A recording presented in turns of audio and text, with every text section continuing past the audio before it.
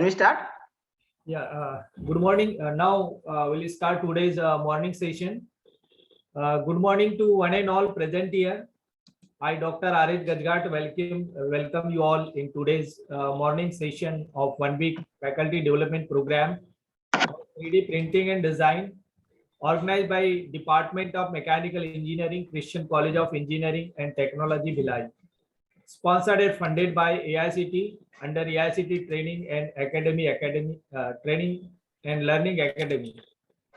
Today, most of the people live in mental stress and anxiety due to their personal or social or professional issues. They want to get out of this situation, but they don't know how to uh, uh, avoid this situation. So today the speaker is invited to take you out from this situation. Today's invited speaker for this session is BK Sivaram Rauji Kavle from Karun and Sprung Technologies WLL Bahrain, who has already joined with us. You are most welcome, sir. It's our honor and privilege to have BK Sivaram Kavle with us, who will deliver a talk on managing stress with mental and emotional development. Now, I would like to give a brief introduction of our today's speaker, BK Sivaram Kavle. BK Sivaram Kavle is an electrical engineer and living a bachelor Kumar life. He is a motivational speaker, trainer, and a dedicated follower of Brahma Kumaris, the worldwide spiritual organization which having number of branches in more than 140 countries. Presently, he is working as a project manager in Crown and Sprung Technology WLL Bahrain, Middle East.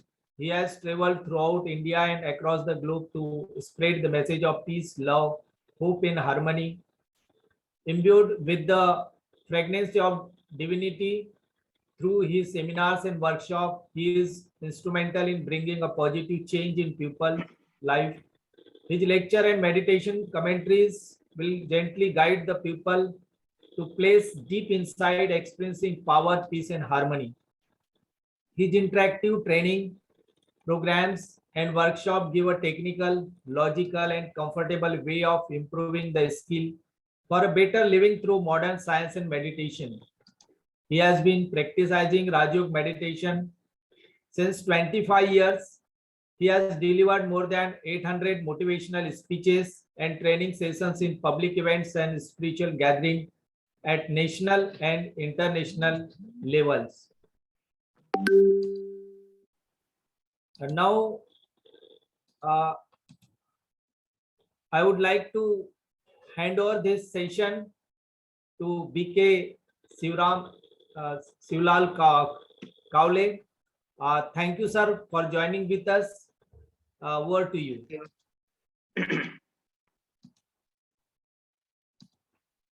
So, good morning, everybody, and welcome to this session for the managing stress with mental and emotional development.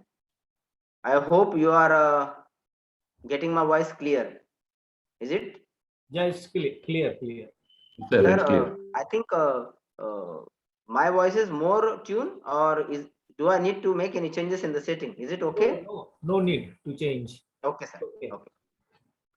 So once again, good morning and have a nice day. Today it's a Saturday and Bahrain time is here. I can say the clock 7:30 morning. So I was just thinking that this session will not make any stressful to the engineering students, and I will try that no more stress will be carried out from this session and onwards in your own life, because being an engineer, we are the country builders. We are the future of the country. So first of all, I am really grateful to Dr. Gajgate sir, and thank you God for giving me this opportunity. There is one saying in the Christianity that the Lord is the strength of my life, of whom I shall be afraid of. And this phrase itself indicates of whom I shall be afraid of that means no stress. So really, it's a really nice place to be practice in our individual's life. In Hindi, there is one saying, and they said that कि जो दिखाई नहीं देता उसे youth कहते हैं, कि जो दिखाई नहीं देता उसे यूथ कहते हैं, और जो बनाए देश का उज्जवल भविष्य उसे यूथ कहते हैं। तो मैं समझता हूं कि इस इंजीनियरिंग कॉलेज में वो यूथ बैठे हैं जो कल का भविष्य, कल का भारत देश निर्माण करने की क्षमता अपने आप में रखते हैं। और हम यदि कल समाज में जाते हैं तो ये जरूरी है कि यदि हम स्ट्रेसफुल रहेंगे तो ही हम एक नए नवनिर्माण का, एक सशक्त भारत का निर्माण कर सकते हैं, नवनिर्माण का बेस फाउंडेशन हम बना सकते हैं। कहावत है कि जिंदगी को जीना आसान नहीं होता, कि जिंदगी को जीना आसान नहीं होता, इसे आसान बनाना पड़ता है। कैसे? कुछ सब्र करके, कुछ बर्दाश्त करके, और बहुत कुछ नजरअंदाज करके। I don't have a phone number for who would you like?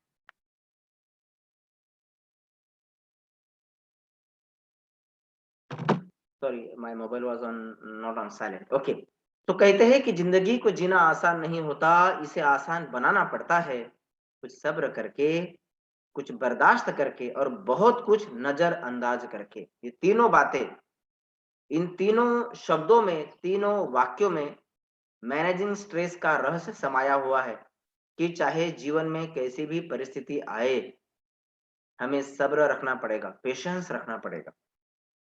दूसरा, कुछ चीजों को हमें बर्दाश्त करना पड़ेगा, और तीसरा, कुछ चीजों को हमें नजरअंदाज अर्थात लेट गो करना पड़ेगा। एनीवे, तो don't ever think that my way is the only highway. No, it's not like that. The life is not that much simple. So be humble, be simple, be easy, let go. And in my view, humanity is the most strongest characteristics in a human being. If you are humble, you can make the stress let go. Anyway, so in this presentation, let's have, it's not working again.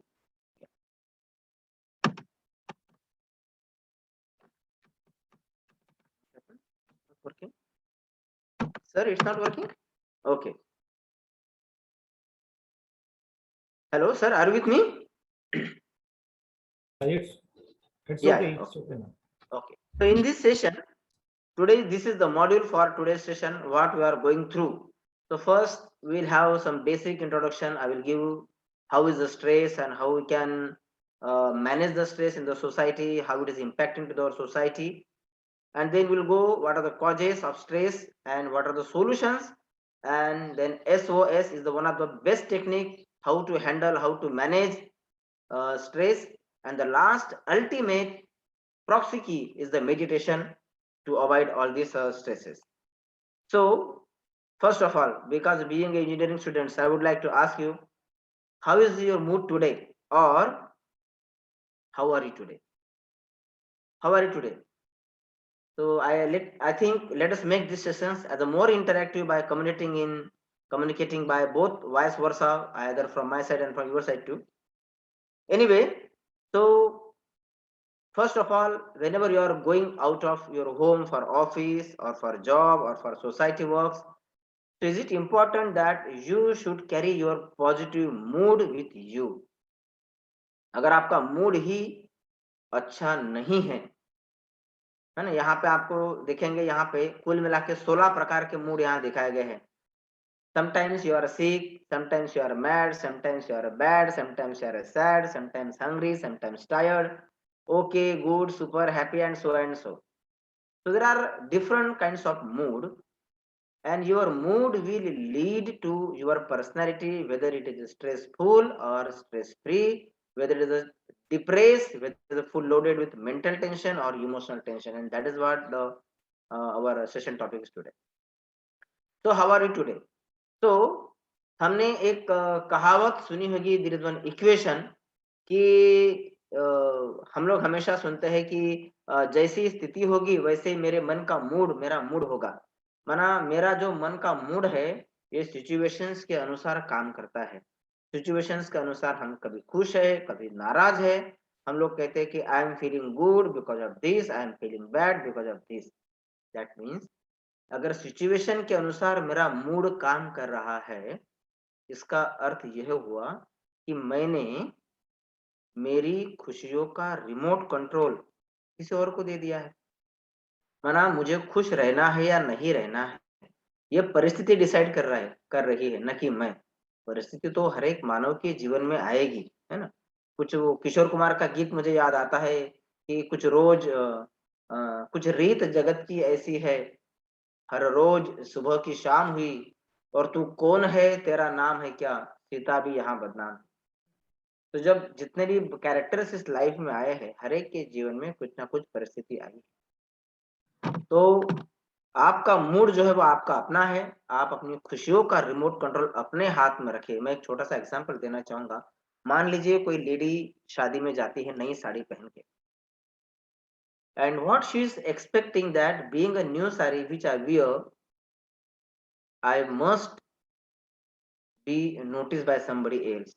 अगर मैंने नया साड़ी पहना है तो कोई मेरी सहेली देखेगी और मुझे अप्रिशिएट करेगी। हाँ, ये तुम्हारी साड़ी कितनी अच्छी है, कहाँ से खरीदी, दीज आर द कॉमन।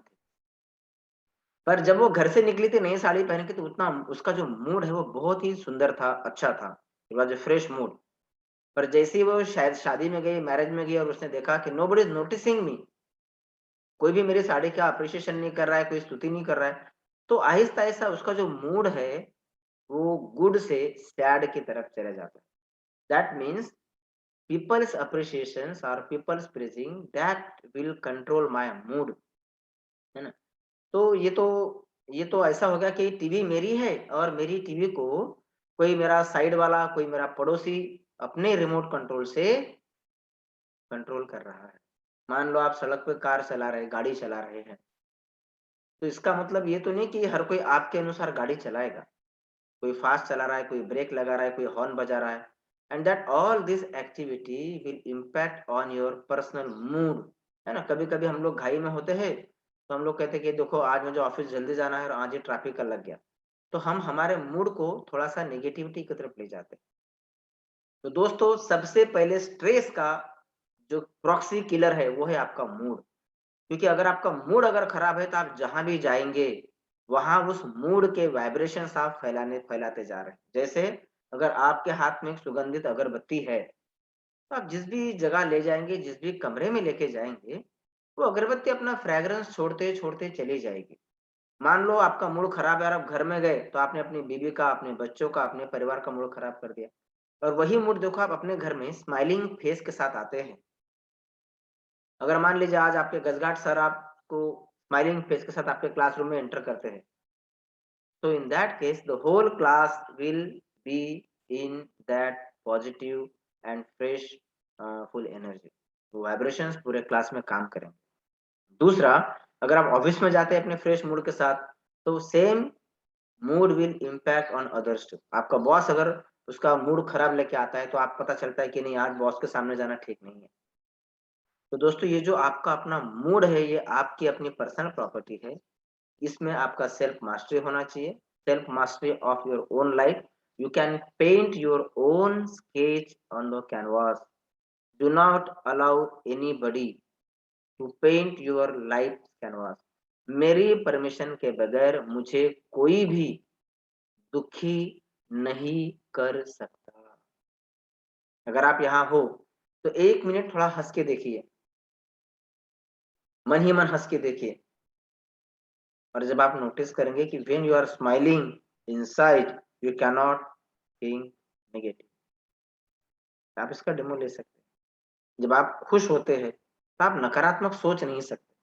कभी कभी देखो, मैं हंसी की बात बताऊं, हमने हमारे जीवन में हम लोग हमेशा स्टूडेंट लाइफ में हम लोग ऐसा बोलते हैं कि ये स्माइलिंग फेस जो है वो बहुत काम का है। ये हमारा जो स्माइलिंग मूड है, ये बहुत नंबर वन काम की चीज है, क्योंकि ये हमारी दुकान है, ये हमारी शोरूम है। आपका स्माइलिंग फेस जो है वो समाज को रिप्रेजेंट करता है कि आपकी दुकान में माल कैसा है। इसलिए हम लोग जब कॉलेज में होते थे, तो हम लोग मजाक में कहते थे कि हंसी तो फंसी, है ना? मतलब उसका मूड अगर अच्छा है, हंसी है, तो हम समझते थे कि हंसी तो हंसी। तो दोस्तों ये जो हमने सिचुएशन बना के रखी कि जैसा सिचुएशन होगा वैसे मेरा मूड होगा। सिचुएशन बनाना या बिगाड़ना ये हमारे हाथ में है। उसी प्रकार से मूड हमारा नियंत्रित करना या नहीं करना ये हमारे हाथ में है। टीवी मेरी है, उस पे मुझे रामदेव बाबा का चैनल देखना है या डिस्कवरी देखना है, ये मुझे डिसाइड करना है, ना कि मेरे पड़ोसी को। तो हमारे मूड को मैनेज करने का या उसमें सेल्फ मास्टरी करने का हथियार जो है हमारा है। अब यहाँ एक्चुअली ज़ूम है, तो I don't know how we can work out on this. यहाँ अगर आप, क्योंकि सब लोग अलग-अलग जगह है, तो यहाँ पे हम लोग क्या करते हैं जनरली एक-दूसरे के साथ हाथ मिलाते हैं, पर अभी तो हम लोग ज़ूम पे हैं। तो कहते हैं क्योंकि मूड को मैनेज करने का बेस्ट तरीका है कि ऐसा कहते हैं कि अपने आप को इतना भी मत सताया कर, कि अपने आप को इतना भी मत सताया कर, अंदर की बात को बाहर लाया कर, और दिल मिलाने की कौन बात करता है? अरे कम से कम हाथ तो मिलाया कर। तो जब भी हम लोग एक-दूसरे से मिलते हैं, तो कम से कम हाथ तो मिलाओ। हाथ मिलाना है, उससे प्यार से बातचीत करनी है और जस्ट उसको स्माइल देना है। ये है स्ट्रेस मैनेजमेंट की सब बेसिक टूल्स। हम लोग आगे आएँगे, मैं आपको बेसिक बता रहा हूँ, क्योंकि अगर ये हम लोग नहीं करते हैं, तो आज आप महात्मा गांधी ने कहा है कि it's not the pieces of silver and gold that will make the country healthy, wealthy, and happy. But it's the peace of your health, it's the peace of your happiness, it's the peace of your youth that will make the country completely stress free. जैसे स्वामी का विवेकानंद ने कहा है कि आप मुझे 100 कुमार दोगे, ऐसे कुमार जो तन से और मन से तंदुरुस्त है, तो मैं इस देश की काया पालट कर सकता हूँ।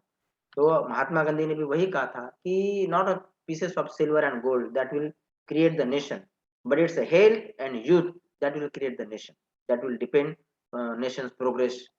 तो दोस्तों, आज हम लोग यदि समाज का अवलोकन करते हैं, तो आपने देखा होगा कि आज के दुनिया में ऐसे 3 देश है जो सबसे रईस है, जिसका रीच का पर इनकम कैपिटा जो है माना जाता है, जहाँ पे रिचेस्ट की प्रगति या गणना की जाती है।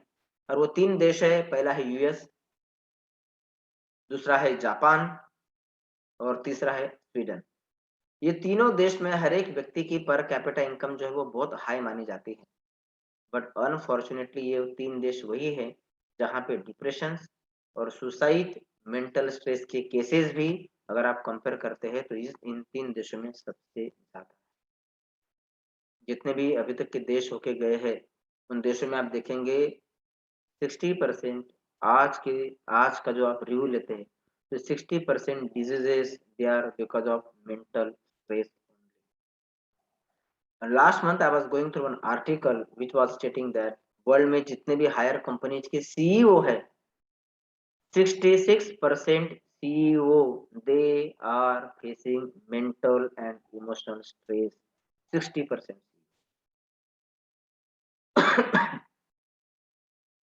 सॉरी।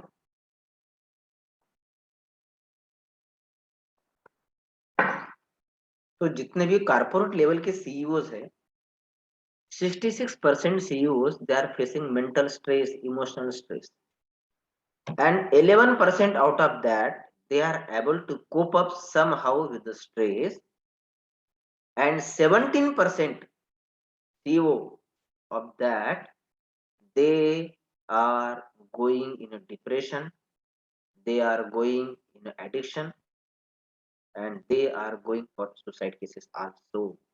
इंडिया में आपने देखा होगा किसानों की आत्महत्या, ये nothing but it's a mental stress कि यदि मेरे पे कर्जा है और यदि मैं कर्जा किसी साहूकार का या किसका उतार नहीं सकता, तो वो जो मेंटल स्ट्रेस ही is not able to cope up और फिर सुसाइड का मार्ग चुनता है।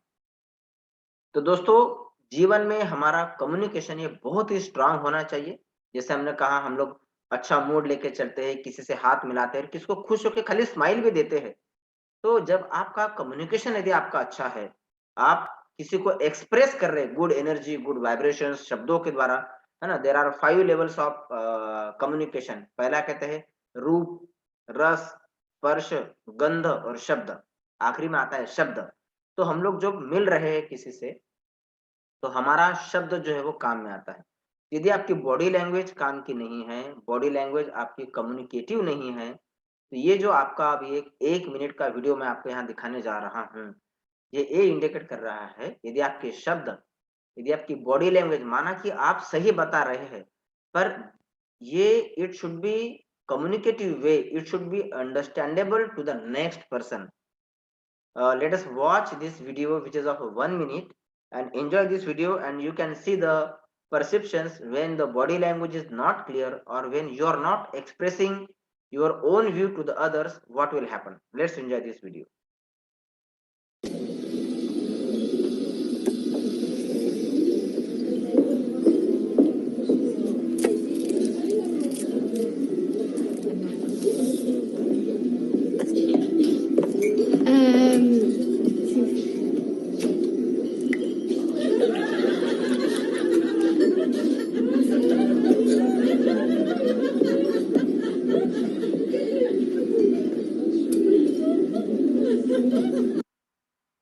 सर आपने देखा ये वीडियो देखा सर? तो hello, are you with me? Yeah. हाँ, तो ये वीडियो से अपने ये पता चलता है कि आप कोई भी काम कर रहे हो, आपने मेहनत की, आपने कप लिया, चाय बनाया, आपने मेहनत की, इवन इस वेटर ने भी मेहनत की, बट मेहनत करने में जो तरीका था, दैट तरीका was wrong, that process was wrong, that procedure was wrong, that method was wrong. तो हम लोग आगे देखेंगे कि इस ऐसे कॉमन सिचुएशंस को कैसे हैंडल करना है. तो फर्स्ट है, व्हाट इज स्ट्रेस.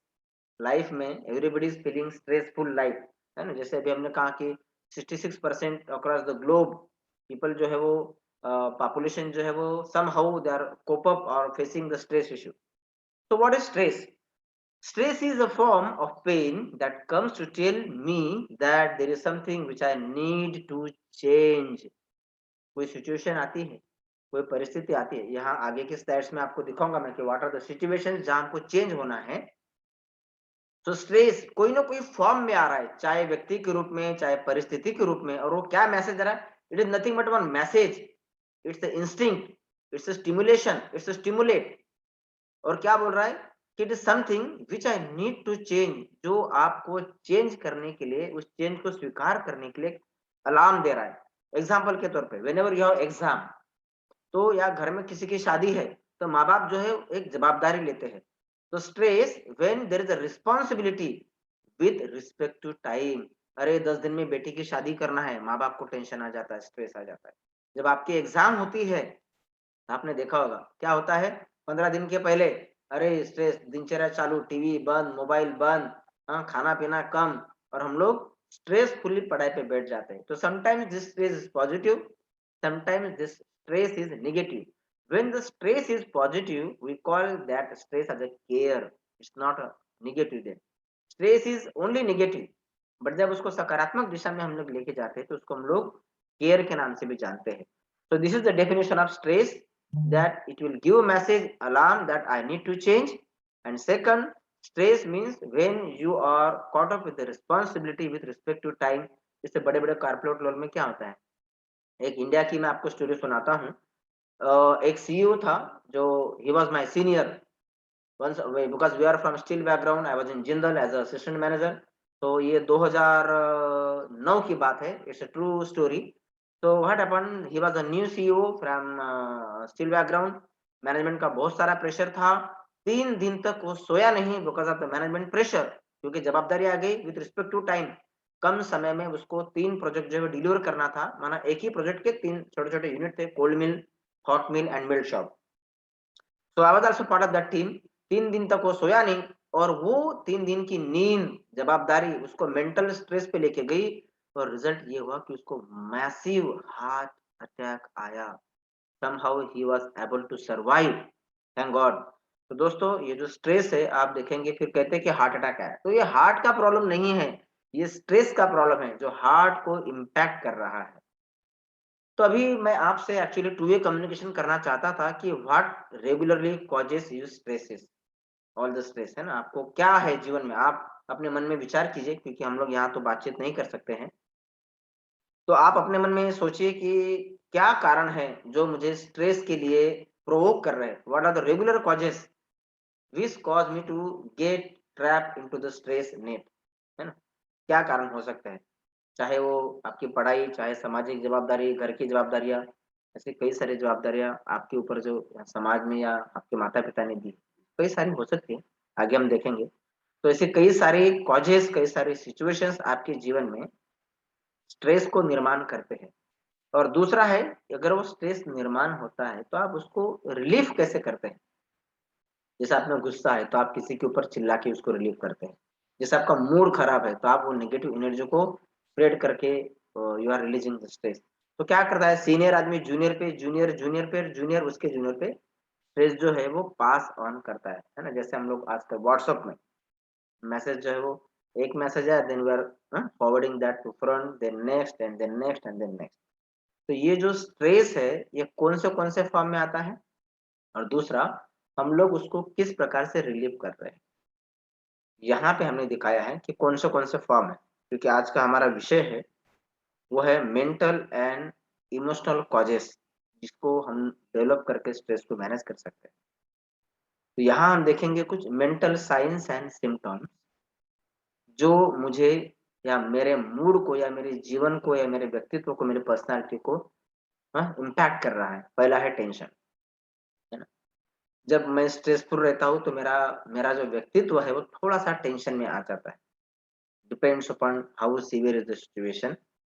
फिर है टाइटनेस, है ना? रेजिस्टेंस, आप हर एक बात में रेजिस्टेंस करते हैं। संबंधों में फ्रिक्शन आता है। फिर छोटी-छोटी बातों पे गुस्सा आना, गिल्ट कॉन्शसनेस की फीलिंग, फटीग, एंग्जायटी है, इवैशन है, रिएक्शंस है ना? हम लोग कई बार समाज में छोटी-छोटी बातों पर रिएक्टिव बन जाते हैं, रिएक्शंस। छोटी बात हुई नहीं कि रिएक्टिव, कुछ छोटे बच्चे ने कहा नहीं कि रिएक्टिव। और उस रिएक्शंस को हम लोग कहते हैं आज की सोबर लैंग्वेज में so called good language attitude कहते हैं। देन डिसकंटेंटमेंट, इसका एक वीडियो है हमारे पास कि जो है जैसा है उसमें खुश रहना सीखे। रामचरितमानस में एक कहावत है कि जाहि विधि राखे राम, ताहि विधि रखी। मतलब ऊपर वाले ने आपको सब कुछ दिया है। अगर आप ऐसे सोचे तो ऊपर वाले का यू मस्ट बी ग्रेटफुल, क्योंकि ऊपर वाले ने इतना अच्छा समुद्र दिया, इतनी अच्छी धरती दी, आकाश, है ना? इतना अच्छा शरीर दिया, हवा दी, पानी दी, सब कुछ नेचर ने हमको फ्री में दिया है। और आप समाज की ये कंपैरिजन करते हैं। आप हॉस्पिटल में जाते हैं तो आपको दवाई पैसे से खरीदी करना पड़ता है, हवा पैसे से खरीदी करना पड़ता है, सब कुछ आपको यू हैव टू पे फॉर दैट। पर ऊपर वाले ने देखो हमको दिन भर 2 लाइट लगा के छोड़ दिया, तारे लगा के छोड़ दिए, सूरज मामा, चंदा मामा, ये सब हमको फ्री में मिल रहा है।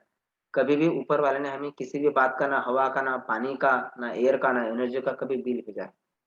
तो जिस परिस्थिति में आप है, उस परिस्थिति में कंटेंट के साथ, सैटिस्फैक्शन के साथ रहना सीखें। बाद में हम बहुत सारी चिंताओं में फँस जाते हैं। इम्पेशेंट, धीरज नहीं है ना? एक जैसे बंदा है, वो ऊपर वाले को प्रे कर रहा है कि हे भगवान मुझे धीरज दे, हे भगवान मुझे पेशेंस दे, और बाद में कहता है लेकिन जल्दी देना, है ना? तो ये जो इम्पेशेंट है, ये it's a part of our nature. ये सब मेंटल साइंस है, उसके सिम्पटम्स है। और बाद में है अप्रहेंशन। तो ये जितने भी आपको 12 यहाँ पे सिम्पटम्स बताए, मेंट ये सब मेंटल साइंस है और उसके सिम्पटम्स। बाद में आते हैं फिजिकल सिम्पटम्स, है ना? यदि आपको स्ट्रेस है तो मेंटल सिम्पटम्स आपको किस प्रकार से इफेक्ट करते हैं।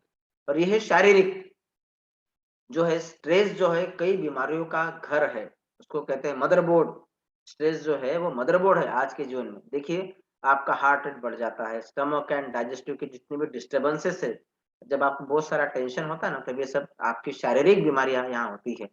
स्वेटिंग होता है, हार्ट अटैक, जैसे कि हमने पहले कहा हार्ट अटैक, अल्सर्स है। कहते हैं जितना ज्यादा गुस्सा करोगे, जितना ज़्यादा एंगर, उतना ज़्यादा कैंसर, उतना ज़्यादा अल्सर। माइग्रेन्स है या हेडेक्स है, ये सब उसी का प्रकार है। नींद नहीं होना, इंसोम्निया या फिर स्ट्रेस फ्री लिविंग, ये सब उसी के रिजल्ट्स है। फिर और नज़दीक जाते तो BP, sugar, stressful life, BP, sugar है, डायबिटिक है, कैंसर है, स्किन रैशेस है, इंसोम्निया है, छाती में एक्सीडेंट्स प्रोन एंड अल्कोहलिज्म, तो वो तो एडिक्शन में आ जाता है।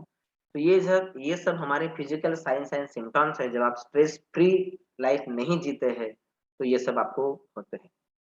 फिर यहाँ देखेंगे हम लोग कि व्हाट आर द कॉजेस और ट्रिगर्स स्ट्रेस के लिए चाहे कोई भी परिस्थिति हो, इवेंट हो, सिचुएशंस हो, सर्कमस्टांसेस हो एट वर्क, है ना? क्योंकि जैसे हम लोग कॉर्पोरेट लेवल में भी काम करते हैं, जैसे मैं हूँ, अब मैं अभी यहाँ मिनिस्ट्री ऑफ स्किल के लिए काम कर रहा हूँ, तो हमारे यहाँ तो आप यू कैन नॉट एक्सपेक्ट कि आपने जिस जॉब को ज्वाइन किया वहाँ स्ट्रेस नहीं हो, स्ट्रेस रहेगा। तो what are the different causes, what are the triggers, stimulation, stimulates which causes the stress?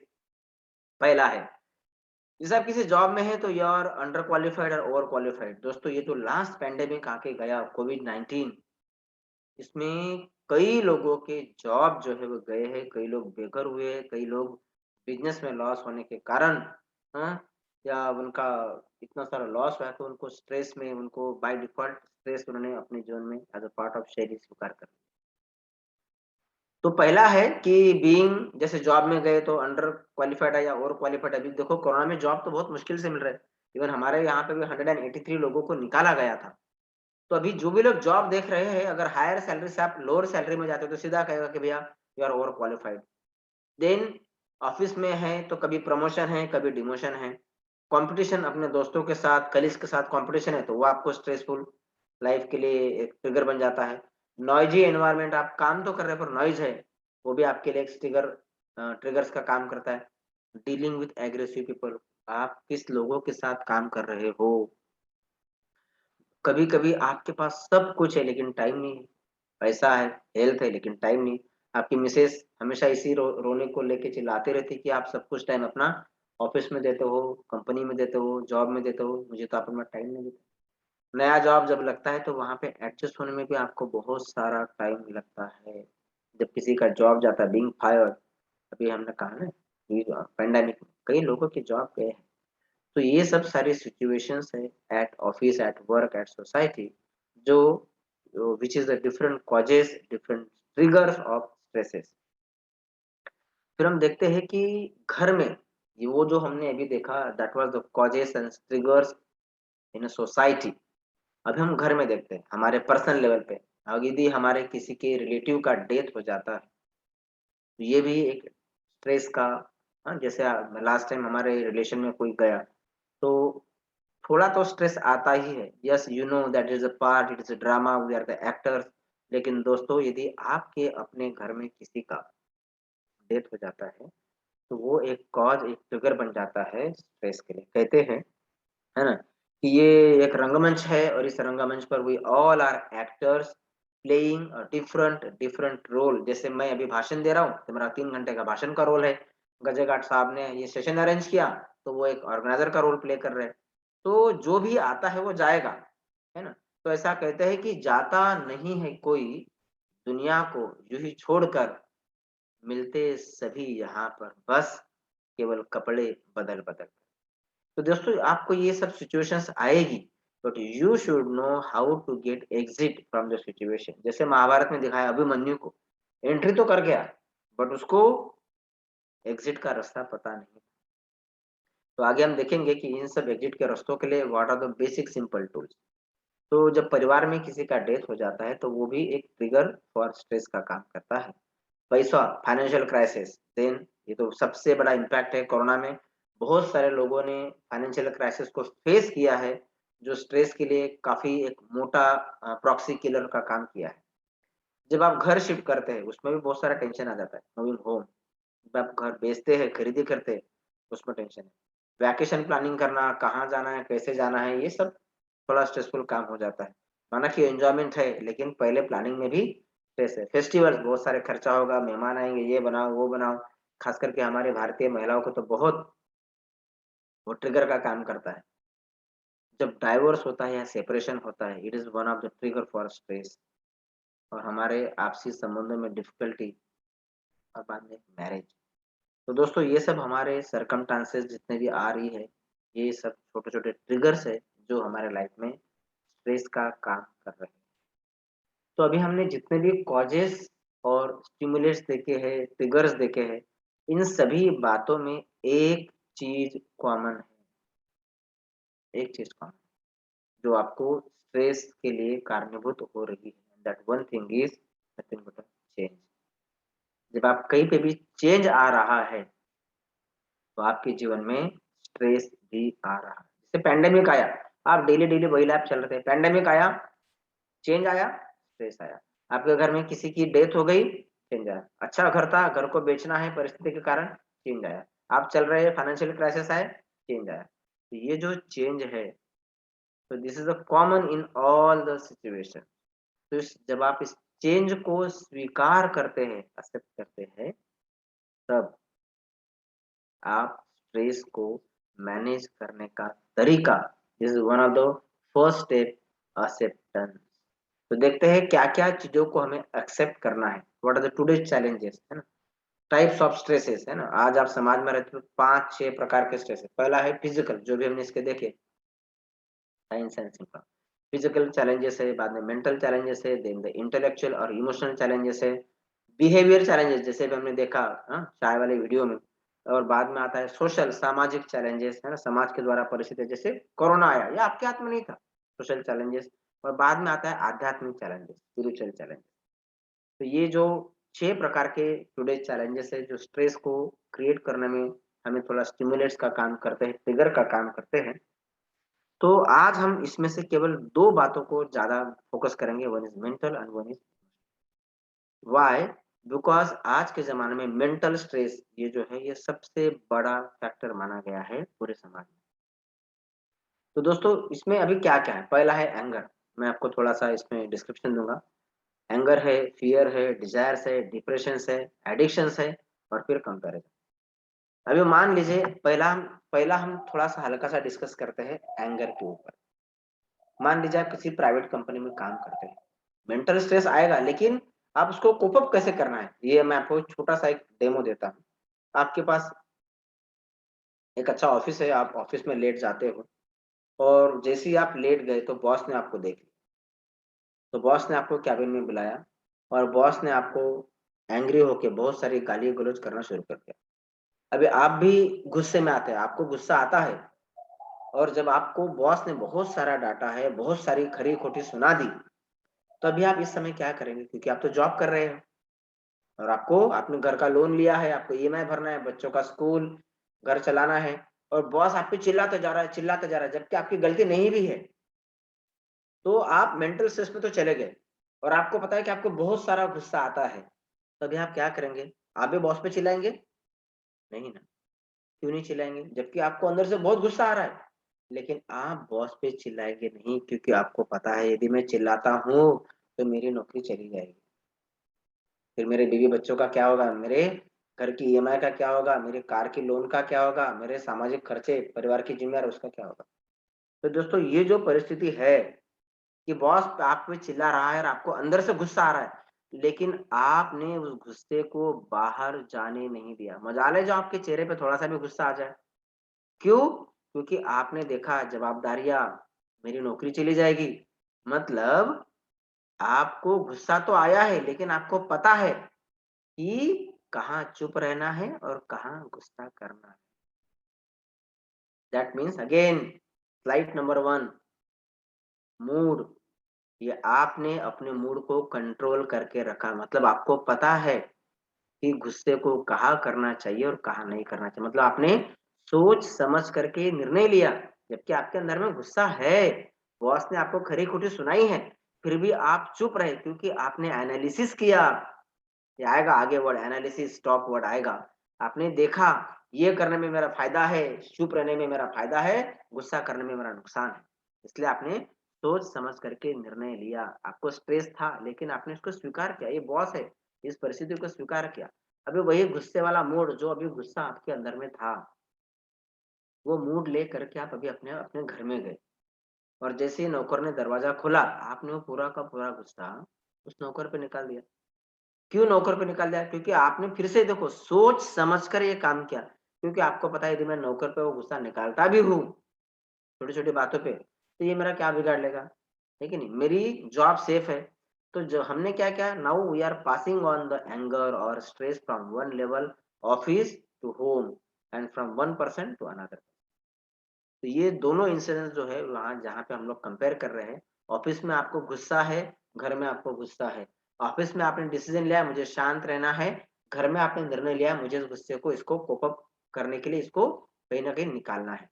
तो दोनों परिस्थिति में आपने सोच समझ करके निर्णय लिया है। यहाँ स्ट्रेस था लेकिन आपने उसको स्वीकार किया। फियर भी उसी का एक फैक्टर है। जैसे देखो, अगर हम लोग फियर, जैसे आप कभी कभी देखा होगा यूथ में हम लोग क्या करते हैं, हम लोग डरावनी मूवीज देखने जाते हैं, तो we enjoy that fear, we enjoy क्या बोलते हैं, अरे हाँ हॉरर मूवी बहुत अच्छी लगी, है ना। दैट मीन्स समटाइम्स ये जो फियर है, we are enjoying that fear, क्योंकि हमने स्वीकार किया है उस बात को, वी एक्सेप्ट दैट। बाद में आता है डिजायर्स। ये बहुत बड़ा टॉपिक है, ये कैसे कहते हैं हमारे ब्रह्मा कुमारीज में हमारे जगदीश भाई होकर गए, और उन्होंने कहा कि desires is are the main cause of stress, है ना। जैसे हमने पहले उदाहरण देखा कि एक मैडम है, वो नई साड़ी पहन के शादी में जाती है, एंड व्हाट यू एक्सपेक्ट कि किसी ने मेरी तारीफ करना चाहिए, ये डिजायर है मेरी, पर किसी ने नहीं किया तो उसको स्ट्रेस आना चालू हो गया, फिर वो डिप्रेशन में चले जाती है ना। डिप्रेशन में आप देखेंगे कि जैसे अभी 10वीं का और 12वीं का भी रिजल्ट लगा, तो उसमें क्या हो गया, कई माँ बाप एक्सपेक्ट कर रहे थे कि मेरे बच्चे इस प्रकार का काम कर इतने परसेंट लाए, पर जब वो उतने परसेंट नहीं लाए हैं तो फिर बच्चे जो है घर में जाने से भी कतरा जाते हैं, क्योंकि मेरे माँ बाप अभी मुझे क्या बोलेंगे, और वो समहाउ डिप्रेशन में चले जाते हैं। तो कभी कभी ये हमें भी याद रखना है कि बच्चे जो है they are not manufacturing as a computer, they are not as ATM machine कि मैं जितना चाहे उतना डील और उसको डिलीवर ले सकूं। वो बच्चे हैं, हर एक का माइंडसेट अपने अपने लेवल पर है, तो बहुत ज्यादा एक्सपेक्टेशंस भी नहीं रखनी, उसकी क्षमता अनुसार ये बात मुझे स्वीकार करना है, उसकी योग्यता अनुसार मुझे उससे आशा रखनी है। और नहीं तो क्या होगा, रिजल्ट तो लग गया 10वीं 12वीं का, यदि बच्चे ने ज्यादा परसेंट नहीं कमाए तो बच्चे जो है डिप्रेशन में चले जाते हैं, और जब when they are not able to cope up with that depression, then they are moving to addictions। और कभी कभी हम लोग क्या करते हैं, कभी कभी वो बच्चे सुसाइड में भी चले जाते हैं। और लास्ट में आता है मेंटल स्ट्रेस, क्यों आता है, क्योंकि हम लोग कंपेयर करते हैं। भगवान ने जो दिया है उसको स्वीकार करे यार, आज मेरे पास गाड़ी है, घोड़ा है, किसी का साइकिल है, दोनों अपनी जगह सही है। स्पिरिचुअलिटी का एक नियम है, थर्मोडायनामिक्स का भी एक स्पिरिचुअलिटी का नियम है कि everything is wrong, everything is right, nothing is wrong in the world, everything is right. तो आप कंपेयर क्यों करना है। और साइंस का ये नियम कहता है कि one form of energy can be converted into the another form, but the total thermodynamics law of energy, engineering students, but the total form of energy will be remain constant. तो फिर comparison की दो चीजों में क्यों, आगे एक आपको 2 मिनट का एक वीडियो है, वो हम लोग वहां देखेंगे। तो हम अगर कंपैरिजन करेंगे तो कभी भी सुखी नहीं रह सकते। कंपैरिजन कब करता है व्यक्ति, जैसे आप कंपेयर कर रहे हो दो चीजों में, ये छोटे छोटे बच्चे हैं, ये इस वीडियो में दिखा रहे हैं कि हम यदि कंपेयर करते हैं तो हम कभी भी खुश नहीं रह सकते। मेंटल लेवल पे वो स्ट्रेस हमारे यहाँ काम करेगा as a trigger, as a stimulation. तो देखते हैं हम लोग आज का इस छोटे से वीडियो में, 3 मिनट का ये वीडियो है, I think 2 to 3 minutes video, कि कंपेयर करने से क्या नुकसान है। So let's enjoy this video. My mom, she gets a little hyper sometimes. She has a really sharp hand. छोटी बातों पे डांटती है। मम्मा मारती है, खेलने नहीं देती. Every time my hair grows very long, she says, cut it. She never allows me to go to other people's houses for play dates. Meanwhile, she lets everyone come to our house. Don't see Pokemon and Doraemon. Maths homework done, English homework done, social science homework done. डांटती है जब मारती है तब. That she doesn't allow me to go to sleepovers. She doesn't allow sleepovers. ये घूमने नहीं ले जाती मुझे, अपने आप जाती है. वो टीवी नहीं देखने देती, खेलने नहीं देती. You have to score good marks so that you can do good in the future. And I say, Mom, please let me go for a party. Mama, please. No. Other moms. I like Suhina's mom and Janvi's and Ananya's mom. Mohini auntie she's nice. Avni's mom. I love my best friend's mom. She never gets scolded, literally. She's very kind and she understands very much. I feel sometimes that why can't Mama also make so many nice styles like Imon's mother, Shipranti, Neelki. She gives her children so many things.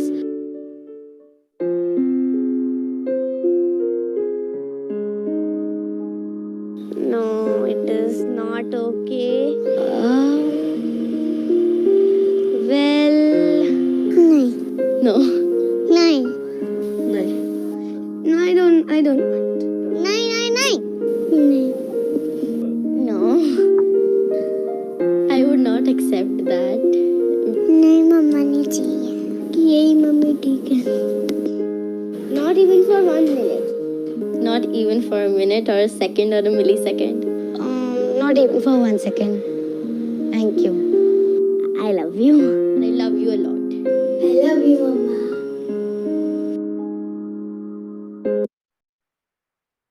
So dear friends, this was a short video on comparison, है ना? तो यहाँ ये जो बच्चे हैं ये हर कोई है, that children they are representing the society.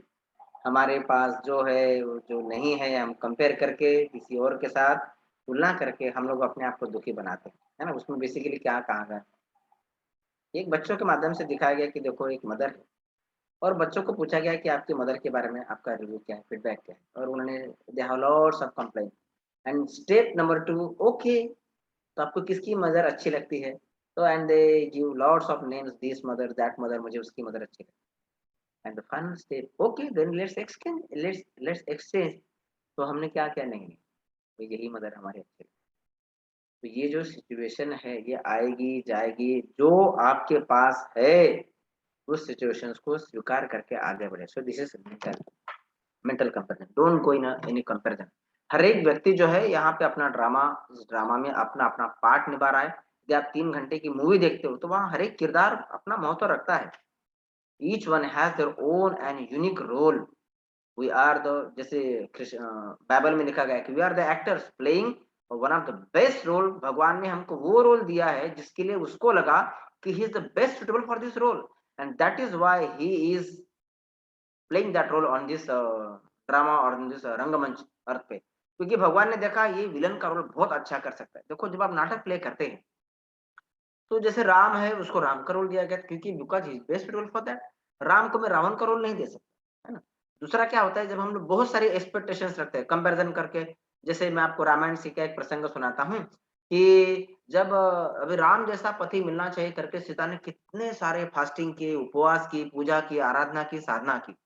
तो जब सीता राम के साथ थी वनवास में तब उसको सोने का हिरण चाहिए था, है। पूरा रामायण तो इसी के लिए हुआ है कि जब सीता राम के साथ वनवास में थी तो उसको वो सोने का हिरण चाहिए था, और जब सोने की लंका में थी तो उसको वनवासी राम चाहिए था। देखो यह है हमारा मन, यह है हमारे मन की अवस्था, चल विचल अवस्था। वी आर नॉट फर्म, हम लोग किसी चीज के साथ स्टिक नहीं, ऊपर नीचे हो रहे, अप एवरेज। तो यही है दोस्तों। तो कंपैरिजन करके आप जो है अपने आप को मेंटल स्ट्रेस लेवल पे लेके जा रहे हैं। फिर देखते हैं इमोशनल चैलेंजेस क्या क्या है। There are so many challenges. पहला है एक्सपेक्टेशंस, है ना।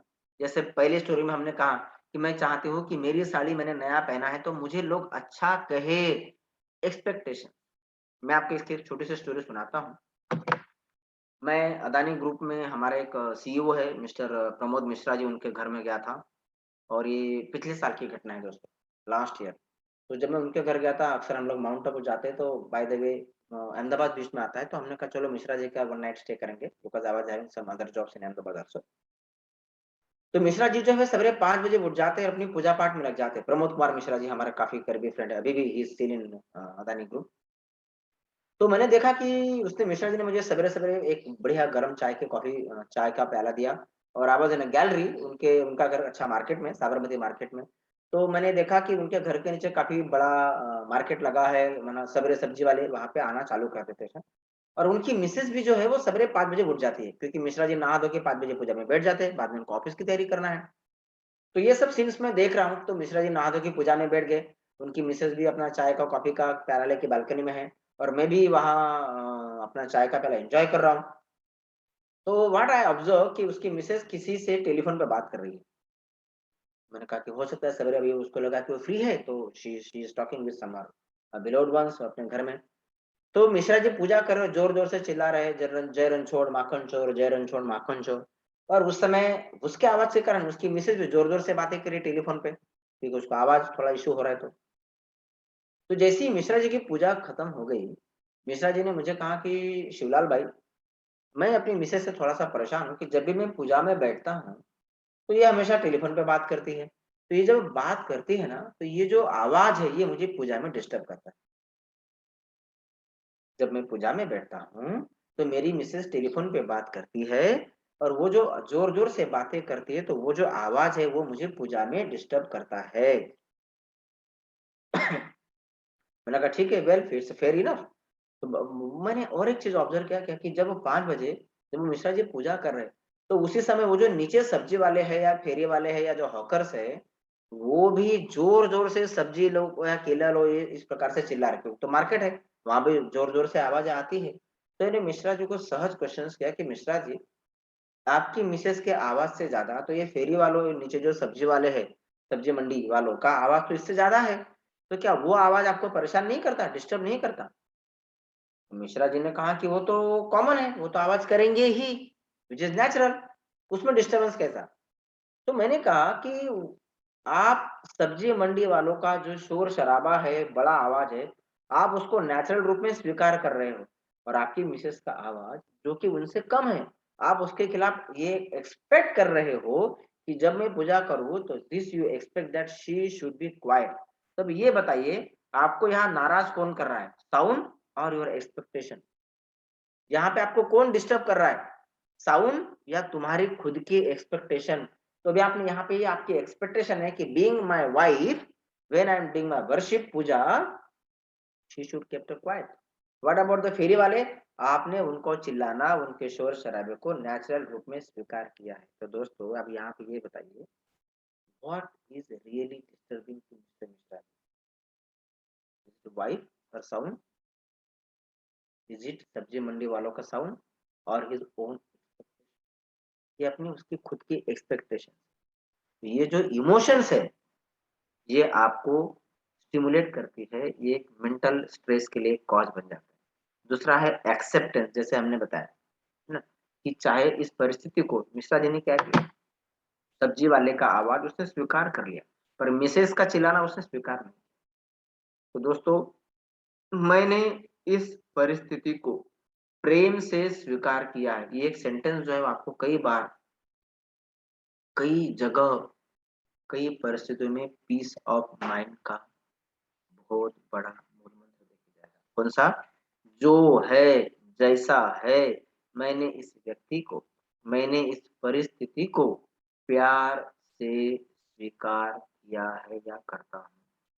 इसी को कहते हैं टेक्निकल लैंग्वेज में बी इन प्रेजेंट, वर्तमान में जियो। क्योंकि यदि आप पास्ट में जाएंगे तो हमेशा आपको दुख ही होगा।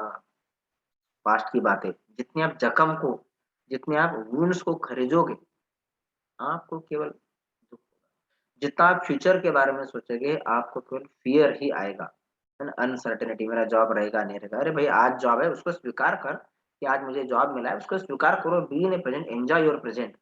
आप प्रेजेंट में एंजॉय करते हैं तो कल आपका एंजॉयबल रहेगा ही।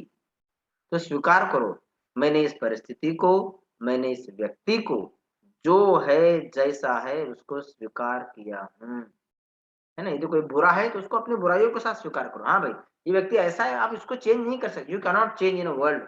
आप इस दुनिया में केवल एक ही व्यक्ति को चेंज कर सकते हैं और वो है आप खुद, है ना। जैसे एग्जांपल की, जैसे अभी ताजमहल है, वो काला पड़ रहा है बिकॉज ऑफ एनवायरमेंटल इशू, भाई उसको पड़ेगा, इट्स अ कॉमन फैक्ट। तुम पहले अपने घर को देखो तो वह कहीं तुम्हारा घर काला ना पड़ रहा है, तुम्हारा घर में जो जाले लगे पहले उसको निकालो।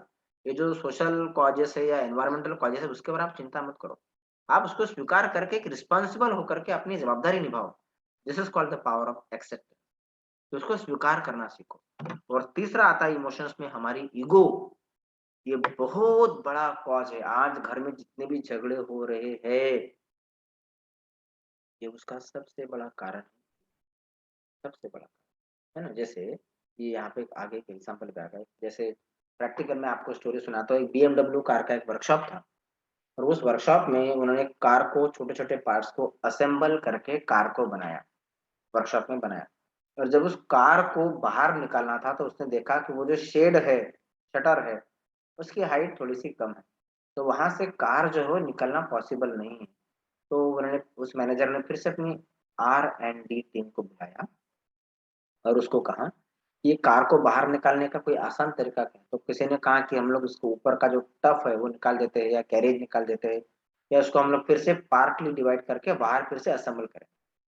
तो इन सब चीजों को वहां पे उनका जो वॉचमैन था, ही वॉज ऑब्जर्विंग। उसने देखा कि हमारे साहब थोड़े से परेशान है, तो ऐसे ही साहब के पास गया और पूछा कि साहब मैं देखा वो 2 दिन से आप लोग परेशान है, क्या कोई मीटिंग चल रही है, बहुत सारी बातें चल रही है, तो क्या क्या कुछ मैं कुछ हेल्प कर सकता हूँ? तो यहाँ देखो हमारा ईगो कैसे काम करता है। तो मैनेजर को ये लगा कि यार मैं यहाँ का R&D टीम का मैनेजर, मेरे इंजीनियर इस बात को सॉल्व नहीं कर पाया, और वॉचमैन कह रहा है कि क्या मैं कुछ मदद कर सकता हूँ क्या? तो फिर भी समहाउ उसने उस वॉचमैन को वो पूरी स्टोरी सुनाई कि देखो हमने BMW कार को असेंबल किया है, उसकी हाइट अभी बढ़ गई है, हम लोग शेड की हाइट कम होने के कारण उसको बाहर नहीं निकाल पा रहे। तो वॉचमैन ने उस बात को बहुत ही सहजता सरलता से लिया, सरलता पूर्वक लिया, सरलता, इजीनेस। और उसने मैनेजर को कहा कि बस साहब इस छोटी सी बात के लिए आप इतना परेशान हो रहे हैं? मैनेजर को बड़ा आश्चर्य लगा कि अरे वॉचमैन मुझे बोल रहा है कि तो बहुत छोटी सी बात है। अरे यार हम लोग 2 दिन से कार को बाहर निकालने की टेक्निक ढूंढ रहे हैं, उसको डीअसेंबल करना है या उसको पार्टली अलग अलग करना है, सेपरेट करना है, और तू बोल रहा है बहुत छोटी सी बात है। वॉचमैन ने कहा साहब अनुभव से बोल रहा हूँ, कार बाहर जाएगी, आपको क्या करना है, चारों टायर की हवा को कम कर दो। ईगो, बस यही ध्यान रखना है। परिस्थिति कैसी भी हो, हमें थोड़ी सी हवा कम करना है। अगर आप हवा कम करेंगे ना, तो खुद ब खुद गाड़ी बाहर निकल जाएगी। ये ध्यान में रखना है। ये जो, तो आपको ये ध्यान, क्योंकि संबंध में जितने भी घर-घर में जो भी हमारे यहाँ झगड़े हो रहे हैं, वो क्यों हो रहे हैं? Ego, expectation. मैं इसको स्वीकार, ये मेरी सास है, उसको स्वीकार करो, मेरी सास है, ये मेरी बहू है, स्वीकार करो। ईगो है, दोनों में ईगो हो रहा है। तो ये आपको तय करना है कि what is more important for me, my relations और विनिंग एन आर्गुमेंट्स? ये आप डिसाइड करो। अभी मेरे लिए ज्यादा मायना क्या रखता है, मेरे संबंध है, तो जहां संबंध है उस ईगो को ई गो कर दो। ई मीन्स ई, इवापोरेट करा दो, और वो मीन्स उसको जाने दो, ईगो। उस ईगो को लेट गो करो। तो क्या हो जाएगा, आपके संबंध जितने भी इमोशंस है वो आप खुल के, जैसे मैंने पहले कहा कि अपने आप को इतना भी मत सताया कर, अपनी जुबान पे अंदर की छिपी बातों को लाया कर, और दिल मिलाने की कौन बात करता है, कम से कम हाथ तो मिलाया कर। तो ये जो ईगो है, हाथ मिलाने से, बातें करने से, एक्सपेक्टेशंस को कम रखने से, एक्सेप्टेंस को बढ़ाने से, थोड़ी सी हवा कम करने से आप अपने रिलेशंस को इम्प्रूव कर सकते हो। ये जो इमोशनल चैलेंजेस है basically expectation, acceptance and ego, ये 3, ये मेजर, और भी कई सारे स्टिमुलेट्स है, बट हम लोग यहाँ मेजर इन 3 बातों पे हमने इसको देखा कि कैसे सोशल और इमोशनल और मेंटल कॉजेस यहाँ पे ट्रिगर हो रहे हैं। तो दोस्तों, जब हम घर में हैं, समाज में हैं, जैसे कि मैंने कहा कि जिंदगी को जीना आसान नहीं होता, जिंदगी को आसान बनाना पड़ता है, कुछ सब्र करके, कुछ बर्दाश्त करके, और बहुत कुछ नजरअंदाज करके। तो इन 3 चीजों में एक कॉमन है कि be humble, because in my view humanity is the most strongest characteristics in a human being। तो हर परिस्थिति में हम्बल रहना सीखे। इसलिए भगवान राम को भी क्या कहा जाता है, कितनी सारी परिस्थिति है फिर भी उसको मर्यादा पुरुषोत्तम श्री राम कहा जाता है। तो आपको भी क्या करना है, हर परिस्थिति बी हम्बल, बी सरल। भक्ति मार्ग में जो 9दा भक्ति गाई है, उसमें लास्ट जो सबसे पावरफुल भक्ति है उसको भी कहते हैं हम्बल, माना सरलता। सरलता, नवों में सरल सब सन चल ही ना। तो आपको सरल बनना सीखे, बी हम्बल। दूसरा है जो सबने देखा, दूसरों को स्वीकार करना सीखे, जो है जैसे है उसको स्वीकार करो, क्योंकि चेंज आप नहीं कर सकते, ऊपर वाला उसके लिए जिम्मेवार है। आपको जज नहीं बनना है, किसी को शिक्षा देने का अधिकार आपको नहीं है। और तीसरा है अपने ईगो को, अपनी एक्सपेक्टेशंस को आपको लेट गो करना है, उसको स्वीकार करना सीखे। तभी आप औरों के साथ इमोशनल लेवल पे, मेंटल लेवल पे स्ट्रेस फ्री। स्ट्रेस फ्री माना क्या, नो कॉन्फ्लिक्ट। चाहे मन का कॉन्फ्लिक्ट ना हो, चाहे इमोशंस का कॉन्फ्लिक्ट ना हो, कोई भी कॉन्फ्लिक्ट नहीं, चाहे अपने आप के विचारों से, चाहे अपने शारीरिक विचारधारा से कॉन्फ्लिक्ट नहीं। अपने आप को स्वीकार करो, उसको एम्ब्रेस करे, जो है जैसा है उसको स्वीकार करे, be humble in that situation. उसको लेट गो करे, कोई बात नहीं, होता है, ड्रामा है, उसका पार्ट ही वैसा है। मूवी में आप कभी कहते हैं कि अमजद, शोले में अगर आप मूवी देख रहे हो, तो आप कभी बोलते हैं कि अमजद खान ने अमिताभ बच्चन को गोली क्यों मारी? अरे वो ड्रामा है, you have to enjoy the drama. तो लेट गो करना है। तो एक प्रैक्टिकल सिचुएशंस, क्योंकि आज घर-घर में जहाँ झगड़े होते हैं, है ना? परिस्थिति आती है, लेकिन आप परिस्थिति को किस नज़र से देख रहे हो, ये मायना रखता है। जैसे यहाँ पे आप देखेंगे ऑन योर स्क्रीन, तो what is it that, is it 6 और इज इट 9? है ना, आप अनम्यूट करके आंसर दे सकते हैं। ये आपको क्या दिख रहा है, 6 है या 9 है ना? तो आप इस स्थिति को, इस परिस्थिति को किस नजर से देख रहे हो? यहाँ पे दोनों सही है, आंसर 6 भी सही है और आंसर 9 भी सही है। Just because you are right does not mean that I am wrong, because I have my own perceptions, own view, own window. Just you have not seen the life from my side. दोस्तों, जब छोटी सी बातें पता चल गई कि दोनों सही है, दोनों सही है, तो आप क्या करेंगे? जब दोनों सही है तो ये एक छोटी सी बात आप उसको स्वीकार करेंगे। आज आप घर में जाओ और घर में अपने किचन में लिख दो बड़े बड़े अक्षर में, कौन सी, ये 6 भी है और ये 9 भी है, लिखो दोनों सही है। जब दोनों सही है तो झगड़े होंगे घर घर में? सवाल ही नहीं आता। आप में से कई लोगों की शादी हुई होगी, है ना? तो देखो, शादी जब हुई आपकी तो आपने कुंडली बनाई थी, आपकी कुंडली मैच की, लड़की की कुंडली मैच की, लड़के की कुंडली मैच की, है ना? फिर आपने अपने मामा की कुंडली मैच की, उससे भी काम नहीं चला तो आपने पूरे 36 के 36 गुण मिलाए। लड़की की कुंडली मैच हुई, उसके रिलेटिव की कुंडली मैच हुई, उसके मामा की कुंडली मैच हुई। तो जब सब कुछ पूरे 16 के 16 गुण मिले, 36 की 36 बातें मिली, आपकी कुंडली मिली, लड़के की कुंडली मिली, मामा की कुंडली मिली, परिवार का कुंडली मिला, आपस में सब कुछ हुआ। तो जब इतना सब कुछ हुआ तो फिर तो शादी के बाद तो झगड़े होने ही नहीं चाहिए, क्योंकि आपने तो सब कुछ मिलाने के बाद शादी किया था, है कि नहीं? तो झगड़े तो होने नहीं चाहिए थे, फिर भी झगड़े क्यों हो रहे? क्योंकि हम उस एंगल को, उस परिस्थिति को उसके हिसाब से नहीं देख रहे। तो अभी हमने इस परिस्थिति में क्या सीखा? दोनों सही है। ये बहुत ही इंपॉर्टेंट सेंटेंस है जो स्ट्रेस को डाइल्यूट करके इक्वालिटी को देगा। विन विन सिचुएशन, ये this is called win win situation. तुम भी सही हो और हम भी सही है ना? इसलिए कोई भी परिस्थिति को अपने हिसाब से प्री जज नहीं करना है। कभी कभी हम लोग हमारे घर में देखो, हमारे घर में बहुत सारी अशांति है करके हम लोग ज्योतिषी के पास जाते हैं, बोलते मेरी बीबी से मेरा झगड़ा हो रहा है। तो वो ज्योतिषी बताएगा कि हाँ तुम्हारे घर में ये वास्तु में दोष है, या तुम्हारे बीबी में दोष है, तुम्हारे घर की दिशा बराबर नहीं है, तुम्हारा बेड बराबर नहीं है ना? कई सारी बातें बताता है। तो आपके पास दो ही चॉइस है, या तो घर को बदली करो या तो बीवी को बदली करो, दो ही चॉइस है। Second option is very rare, you can not do that. तो आपको घर की बदली करना है, तो कब तक बदली करोगे? उससे अच्छा ये है कि मैं अपने आप को बदली करता हूँ और इसी घर में रहूंगा और सकारात्मक एनर्जी को फैलाते हुए कहूंगा कि मैं इसी घर में रहते हुए सारे दोष को दूर करूंगा। This is called confidence mind set. मैं अपना मूड, मैं अपने जीवन की खुशियां किसी और के रिमोट कंट्रोल के द्वारा नहीं चला सकता। तो दोस्तों ये बात ध्यान में रखनी है कि दोनों सही है, आइदर 6 आइदर 9। पति पत्नी हो या समाज में बॉस हो, हर कोई अपने अपने हिसाब से अपनी अपनी जगह सही है।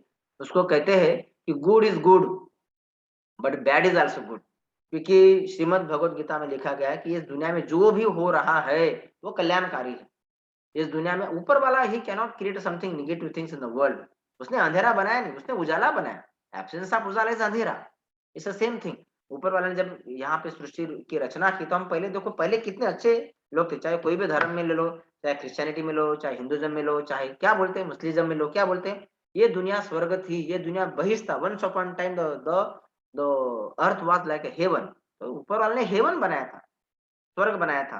क्यों? क्योंकि उस समय आपस में स्वीकार स्वीकार करने की क्षमता थी। वो 6 भी मान रहा है, वो 9 भी मान रहा है, वो जीरो एक्सपेक्टेशंस को कर रहा है, कोई डिजायर नहीं है, क्योंकि सब कुछ परिपूर्ण था, है ना? जब एक मदर होती है, अपने मदर क्या करते हैं, मदर अपने बच्चे के सारे पापों को नजरअंदाज कर देती है। इसलिए मैंने कहा कि जिंदगी को आसान बनाना है कैसे? कुछ सब्र करो पेशेंस के साथ, कुछ बर्दाश्त करो सहन शक्ति के साथ, और कुछ आपको नजरअंदाज भी करना पड़ेगा। So give respect. बाद में यहाँ पे देखा कि कम्युनिकेशन लेवल जो है, हम समाज में जब जाते हैं तो आप जो भी आप देख रहे हो, तो जो भी आपने देखा सुना, वो पहले आपने जो भी देखा वो आपका मन का विचार बन गया। स्ट्रेस का लेवल ऐसे रहता है, तो वो विचार आया आपके मन में, विचार बन गया। बाद में वो विचार जो आपकी फीलिंग बन गए, वो फीलिंग आपके शब्द बन गए, जो भी आपके शब्द थे उस अनुसार आपकी एक्शंस आई, आपने एक्शन किया। जो भी एक्शन आप बार बार करते गए वो आपकी आदत बनते गई, आपके संस्कार बनते गए, और वो संस्कार जो है बाद में आपके जीवन में शामिल हो गए, वो आपका कैरेक्टर बन गया। और वो जो कैरेक्टर है, that character will lead to your destiny. दोस्तों, अपने भाग्य को बनाने का, आपके भाग्य का आधार क्या हुआ? थॉट। और थॉट का भी आधार क्या है? इंफॉर्मेशन। जो आपने देखा, मैंने पेड़ को देखा, उसके अनुसार मुझे थॉट चला। तो ये यहाँ पे दिखाया गया है कि आप अपने विचारों को हमेशा सकारात्मक रखो। चाहे स्ट्रेस है, चाहे एंगर है, चाहे इमोशंस है, चाहे कोई भी सर्कमस्टांसेस है, आपके विचार ही आपके जीवन के सुख और शांति की निर्माता है। वो कहते हैं कि शांति से जीने के दो तरीके हैं। आगे आएगा फॉरगिवनेस। या तो माफ कर दो किसी को, या तो भूल जाओ। माफ कर दो उसको जिसको आप भूल नहीं सकते, और भूल जाओ उसको जिसको आप माफ नहीं। ये दो तरीके हैं। तो ये विचार पहले आपके मन में ये आना चाहिए कि मुझे माफ करना है या भूलना है। ये विचार जैसे आएगा उसके अनुसार आपकी डेस्टिनी। अगर आपने माफ नहीं किया, आपके मन में घर करेगा, आपको विचार बार बार चलता रहेगा, आपको अशांत करता रहेगा। ये था आपके बिहेवियर। एक लास्ट टेक्निक है जो हमने आज देखी थी, मैंने जिसका जिक्र किया था आपके पास, वो है SOS। जब आप कार चलाते हैं तो SOS टेक्निक आपने देखा होगा। Traffic signal, red light, stop. Stop में आपको अपनी कार को स्टॉप करना होता है। You cannot cross the that red light, otherwise the traffic police will come and he will put fine for you. तो SOS, स्ट्रेस मैनेजमेंट का, this is the proxy killer one thing, जो stress है। And this is the रामबाण उपाय, अचूक उपाय जिसको हम कहते हैं SOS। तो उसमें से पहला है स्टॉप। आप अपने विचारों को स्टॉप करें। कोई भी परिस्थिति आती है, थोड़ा सा रुक जाओ, थोड़ा सा पॉज ले लो, उस परिस्थिति को सुनो। डॉक्टर अली कहते हैं, doctor Ali, ALI, A means acceptance. हाँ भाई, रेड लाइट लगा है, उसको स्वीकार करो, accept. ALI, L means listen. Listen का मतलब वो रेड लाइट क्या बोलता है, तुमको स्टॉप होना है। कहाँ स्टॉप होना है? इस लाइन के पहले स्टॉप होना है। और ALI, आई का मतलब है इंटरोस्पेक्ट। अली, डॉक्टर अली, मैंने एक्सेप्ट किया, मैंने लिसन किया, और मैंने इंट्रोस्पेक्ट किया। तो ये स्टॉप करके आपको ये तीन बातें करनी है। सिग्नल पे गए, कोई, मैं आपको एक एग्जांपल दूंगा, डेमो दूंगा, फिर आप ऑब्जर्व करो कि रेड लाइट अभी भी जला हुआ है। आप रुके, आपने ऑब्जर्व किया, और उसके बाद में आपने स्टीयरिंग को घुमाया, स्टीयर, मूव ऑन, आपने फिर चलना चालू किया। ये जो टेक्निक है SOS, ये आपको बहुत ही काम की चीज आएगी। कभी कभी जीवन में आप बहुत सारी मेहनत करते हैं पर आपको उसका फल नहीं मिलता, क्योंकि आपका काम करने का तरीका शायद गलत हो सकता है। 1984 की एक स्टोरी मैं आपको शेयर कर रहा हूँ। एक IAS की बैच थी, और उस IAS की बैच में SOS टेक्निक सिखाई गई थी। ये SOS technique is so powerful when you are applying to your practical field. Stop करो, ऑब्जर्व करो, और फिर देख के मुंह आगे चलो, स्टीयर करो, स्टीयरिंग घुमाओ। तो आपने गाड़ी को स्टॉप किया, आगे देखा, बाएं देखा, आगे पीछे देखा, और बाद में सब ओके तो स्टीयर किया। तो स्टोरी है 1984 के IAS के बैच की। 3 लड़कों का सिलेक्शन हुआ था, और 3 लड़कों को वहां जब फाइनल राउंड के लिए बुलाया गया कि देखो देखो, ये आपका फाइनल राउंड है, this is final round, and from next onwards you you will be appointed as a collector. Trial period में आपको हम लोग अपॉइंट करेंगे, लेकिन उसके पहले ये आज आपका फाइनल राउंड है। तो अंदर में जो 4 लोग बैठे पैनल वाले, इंटरव्यू लेने वाले, उन्होंने उस बाहर में जो 3 लड़के बैठे थे, उन लड़कों को एक एक करके बुलाया। तो पहला लड़का आया, घंटी दबाई, चपरासी गया, लड़के को बुला के लाया। पहला लड़का अंदर है, सर मैं आई कम इन? यस कम इन। उसने कहा कि हम लोग आपको केवल एक ही सवाल पूछेंगे, और उस सवाल का आंसर आपको ये तय करेगा कि whether you are eligible to become a collector, whether it is yes और नो। तो उसने कहा कि एक छोटा सा सवाल है, आपको 10 मिनट लेना है उस सवाल का आंसर देने में। You have 10 minutes to answer, and now it depends upon you. और आंसर ये था, क्वेश्चन ये था कि ये जो ऊपर फैन घूम रहा है, this rotating fan has how many blades. ये जो पंखा ऊपर में घूम रहा है, इस पंखे को कितनी सारी ब्लेड्स है? Very simple question. ये जो पंखा है, this fan has how many blades, simple question. और एक किसको पूछा जा रहा है? जो होने वाला कलेक्टर है। कलेक्टर माना क्या है? जिले का फादर, इस जिले का मेन डिसीजन मेकिंग पर्सन। और उसको ये क्वेश्चन पूछा गया, इस पंखे को कितनी सारी ब्लेड्स है? उसने without wasting a time the moment the question finish he answer, sir इस फैन को, this fan has 3 blade, this fan has 3 blade. उन्होंने कहा no problem, just wait for your answer. तो उसने उस व्यक्ति को कहा तुम वहां साइड में रुको। तो वहां एक कांच की रूम थी, उस कांच के रूम में उसको लेके जाया गया जहां से वो रूम को सुन सकता है, देख सकता है।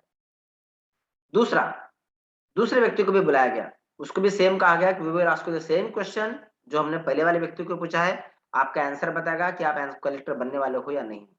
उसको सेम क्वेश्चन पूछा गया कि इस पंखे को कितनी ब्लेड है। उसने थोड़ा सा रुका और कहा कि सर इस पंखे को 3 ब्लेड है। उसने कहा wrong, your answer is wrong. पहले को भी, पहला भी रॉन्ग था, दूसरा भी रॉन्ग। अब बचा तीसरा बंदा। तीसरे बंदे को भी बुलाया, चपरासी ने बोला कि चलो let's go, they are calling you. तीसरा बंदा आया और उन्होंने इस तीसरे बंदे को भी सेम कहा कि देखो हमने 2 लोगों को भी सेम क्वेश्चन किया था, आपको भी हम सेम क्वेश्चन पूछ रहे हैं कि ये जो अभी पंखा ऊपर घूम रहा है, इस घूमते हुए पंखे को कितनी ब्लेड है। तो दोस्तों यहाँ ये SOS टेक्निक काम में आती है। तो उस बंदे ने घंटी बजाई, चपरासी बाहर है, वो अंदर आया, चपरासी को थोड़ी ना पता है कि घंटी किसने बजाई। उसका तो ये माइंडसेट है, घंटी बजी अंदर जाना है, इस तरह बोलना है। तो जैसे ही उस बंदे ने घंटी बजाई, चपरासी अंदर आया, उस बंदे ने कहा चपरासी को switch off the fan, fan को बंद करो, स्टॉप, स्टॉप करो फैन को। चपरासी ने पंखे को बंद किया। तो पहले उसने स्टेप लिया स्टॉप, फिर उसने ऑब्जर्व किया कि पंखे को रुकने दो, पंखे को रुकने दो। उसने ऑब्जर्व किया, पंखा घूम रहा है, अभी रुक रहा है। उसने देखा, इस सिचुएशन को परखा, और जब पंखा रुक गया तो उसने ऑब्जर्व करके इस पंखे की ब्लेड को गिना, 1 2 एंड 3। और फिर उसने, स्टीयर मीन्स लेट गो, आगे बढ़ा। फिर उसने आंसर दिया, सर इस फैन को 3 ब्लेड है। और दोस्तों उस तीसरे व्यक्ति को उन्होंने एज अ कलेक्टर करके अपॉइंट किया था। उस व्यक्ति का नाम था मिस्टर तिवारी। तो वो उसके अनुभव जो उसने शेयर किए हैं, ये मैं आपको बताया कि SOS टेक्निक। तो 3 लड़कों को इकट्ठा करके पूछा गया, देखो तीनों, यहाँ तीनों के आंसर सही है, बट यहाँ कभी कभी जीवन में आपका आंसर मायना नहीं रखता है, आंसर देने का तरीका क्या है ये ज्यादा मायना रखता है आपके आंसर से। तो यहाँ पे ये जो दिखाया गया तरीका, ये आपको बहुत बहुत बहुत काम में आएगा लाइफ टाइम, है ना। जब आप एग्जाम में आप डायरेक्ट आंसर लिखते क्या क्या बोलते, suppose x is equal to y, और फिर इक्वेशन बना के देन आप डेरिवेशन बना के आप लिखते हो hence the answer is this, hence it is proved. तो वो देखता है आपने आंसर देने का तरीका क्या था, काफी शॉर्ट है। तो इसी प्रकार से जब भी परिस्थिति आएगी तो कभी कभी आपको ये बातें ध्यान में रखना है कि sometimes result is not important, you have to apply the formula SOS। परिस्थिति को थोड़ा सा रुक जाओ, टेक अ पॉज, फिर उसको ऑब्जर्व करो और उसको बाद में स्टीयर करके आगे बढ़ो। तो जीवन में कभी कभी आंसर मायना नहीं रखता है, आंसर निकालने का या देने का तरीका क्या है। जैसे आप किसी को खाना दे रहे हो गुस्से से, वो नहीं खाएगा, पर वही तरीका क्या है, आप उसका प्यार से दे, तरीका ये ज्यादा मायने रखता है। तो दोस्तों ये थी SOS टेक्निक। चाहे कोई भी परिस्थिति आए, जैसे वो हमने कहा ऑफिस में उसने देखा, गुस्सा नहीं किया, स्टॉप, उसने ऑब्जर्व किया यहाँ मेरा नुकसान है, और उसने फिर स्टीयर वहां से गया और क्या देखा, यहाँ गुस्सा करने में मेरा नुकसान है, ऑफिस में गुस्सा करूंगा बॉस के ऊपर मेरी नौकरी जा सकती है। उसने SOS फार्मूला अप्लाई किया, स्टॉप, ऑब्जर्व एंड स्टीयर। तो this is a basic step for SOS। तो जीवन में it's not what, it's how you speak, you act, you behave, है ना। इसलिए कहते हैं कि दुनिया की जितने भी प्रॉब्लम्स है वो 90% प्रॉब्लम जो है वो इसके कारण नहीं कि तुमने क्या कहा है। घर में देखो झगड़ा दोनों करते हैं, कभी ऐसा बोलते क्या कि भाई आओ हम लोग प्यार से बैठ के मीठी मीठी बात भाषा में बात करके झगड़ा करते हैं, नहीं। झगड़े में देखो दोनों का टोन हाई होता है। तो तुमने क्या कहा ये मायना नहीं रखता, तुमने कैसे कहा। इसलिए कहते हैं कि 90% प्रॉब्लम जो है वो इसलिए आते हैं कि तुमने क्या कहा ये नहीं, तुमने कैसे कहा, उसका तरीका क्या था। तो it's not what, it's how you speak, you derive the equations and take out the answer from that equation। तो आपका व्यवहार ये क्या था, ये नहीं, कैसे है। जैसा इसलिए क्या कहते हैं, आप जब दो लोगों से मिलते क्या बोलते हैं, सर हाउ आर यू, और वो कहेगा सर आई एम फाइन। तो ये मायना रखता है, it's not what, it's how, आप कैसे बोलते हैं, कैसे चलते हैं, आपका बिहेवियर कैसा है, आपकी चाल चलन कैसे है, स्वभाव। फिर यहाँ पे बहुत सारे सोशल चैलेंजेस है, हम लोग इसके ऊपर नहीं जाएंगे क्योंकि हमारा विषय है आज का मेंटल एंड इमोशनल। तो आज तो मीडिया ये बहुत बड़ा स्ट्रेस का कारण हुआ है, सोशल मीडिया जैसे कि व्हाट्सएप है, फेसबुक है, ये जैसे आज 2 मिनट नहीं हुआ कि हम लोग हर 2 मिनट में मोबाइल को चेक कर रहे हैं। जैसे उसमें आता तो है कुछ है नहीं, जैसे मैसेज आया है ना।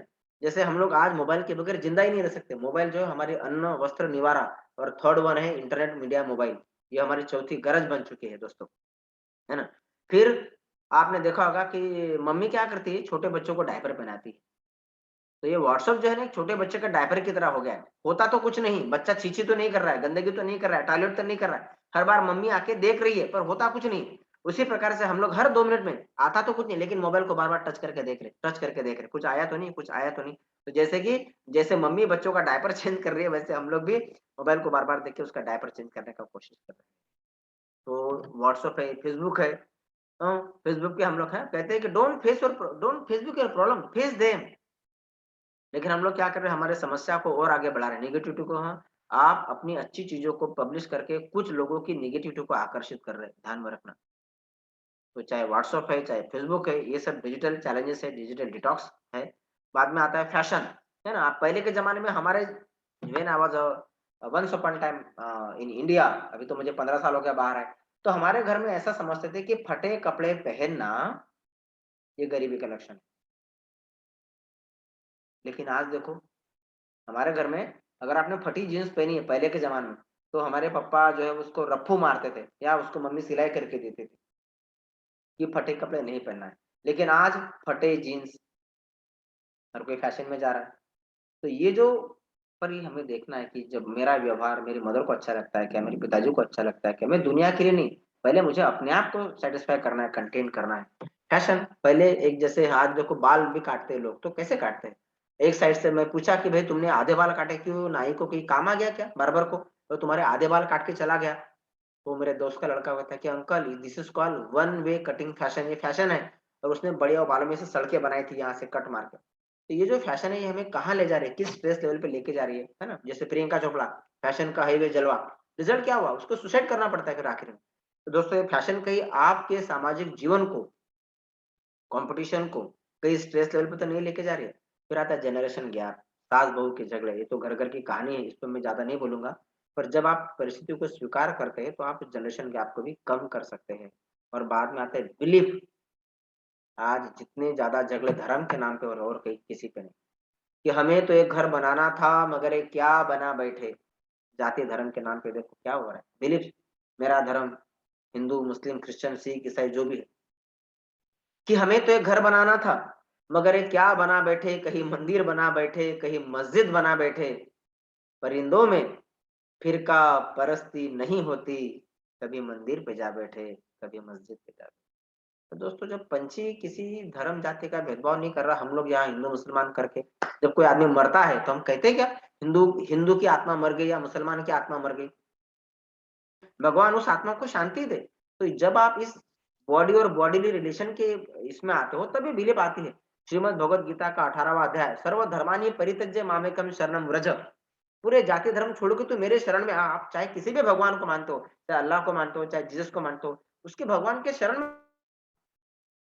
क्योंकि God is one, the God is light. Allah नूर है, अल्लाह भगवान ओमकार है। तो God is light and we are the children of God. तो ये जितनी, जब आप एक यूनिवर्सल लेवल पे अपनी अपनी इमोशंस को, मेंटालिटी को ले जाते हैं, वहां भेदभाव नहीं होता, वहां कंपैरिजन नहीं। तो don't face your problem, face on the Facebook, face them. और एक छोटी सी हिंट है, आज हम लोग स्ट्रेस को इनवाइट कर रहे हैं, एक क्यों, और इंफॉर्मेशन, बहुत ज्यादा इंफॉर्मेशन भी हमें स्ट्रेस को, है ना। जब ज्यादा इंफॉर्मेशन है तो हम जो है ना डिसीजन लेना हमारे लिए मुसीबत बन जाता है। उदाहरण, जब आप एक दुकान में जाते हैं, कोई महिला है, तो पहले उसको उतनी पसंद आ गई, पर जैसे ही उसने उसी कलर की 50 साड़ियां देखी तो पूरा और इंफॉर्मेशन जो है तो कंफ्यूज कर देता है डिसीजन। दूसरा है ओवर थिंकिंग।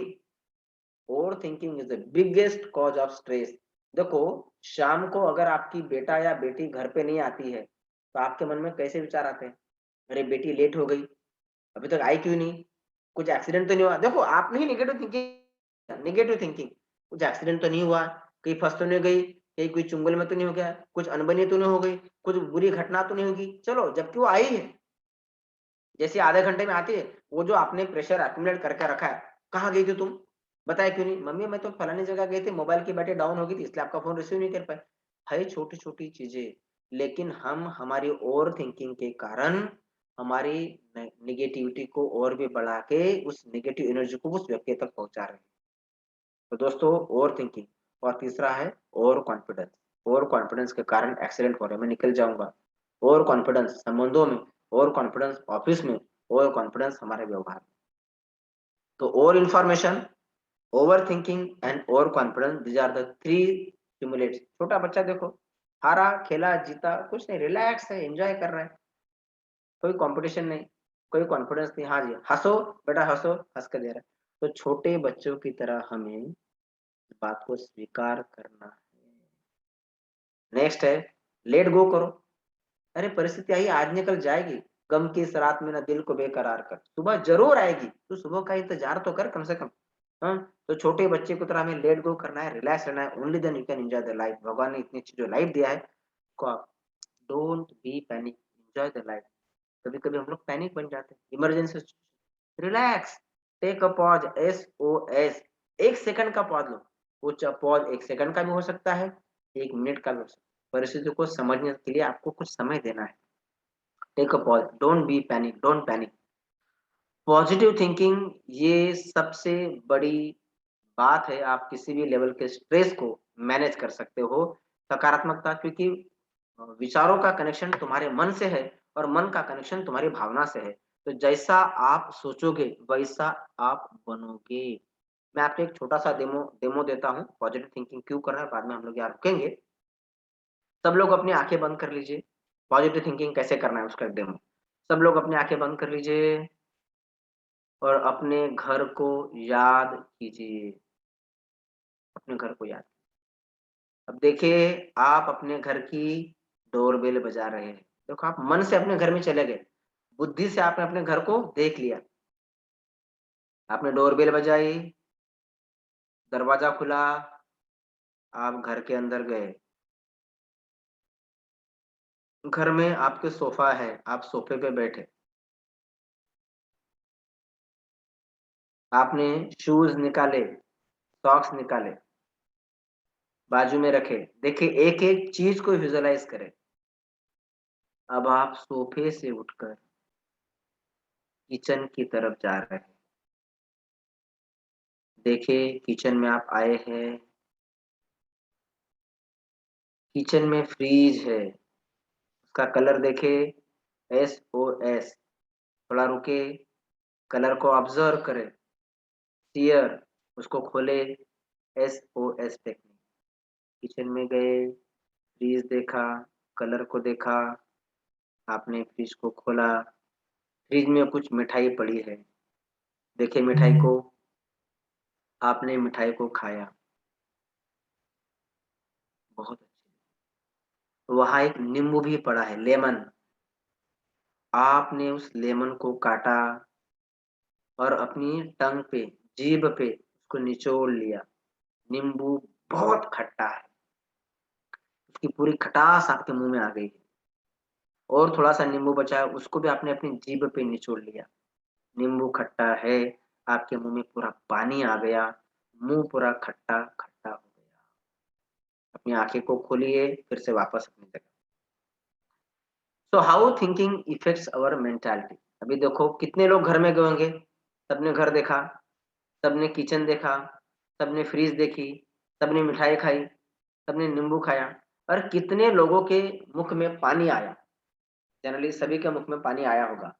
तो देखो, जब आप एक सोच को कॉन्सेंट्रेट करते हैं with full of devotion, with full of concentration, आपने विचार को कॉन्सेंट्रेट किया, तो देखो एक निर्जीव चीज लेमन भी आपके मुंह में पानी लाया। लेमन को खाली याद करने से जब आपके मुंह में पानी आ सकता है, आपके मुंह में खटास आ सकती है, तो यही power of concentration of positive thinking जब हम लोग अच्छे काम में लगाते हैं, अच्छे काम में लगाते हैं माना उसको कहते हैं मनोबल को बढ़ाना। मेरा जीवन स्ट्रेस फ्री है, इसमें खोज दो अपने आप को, झोंक दो अपने आप को।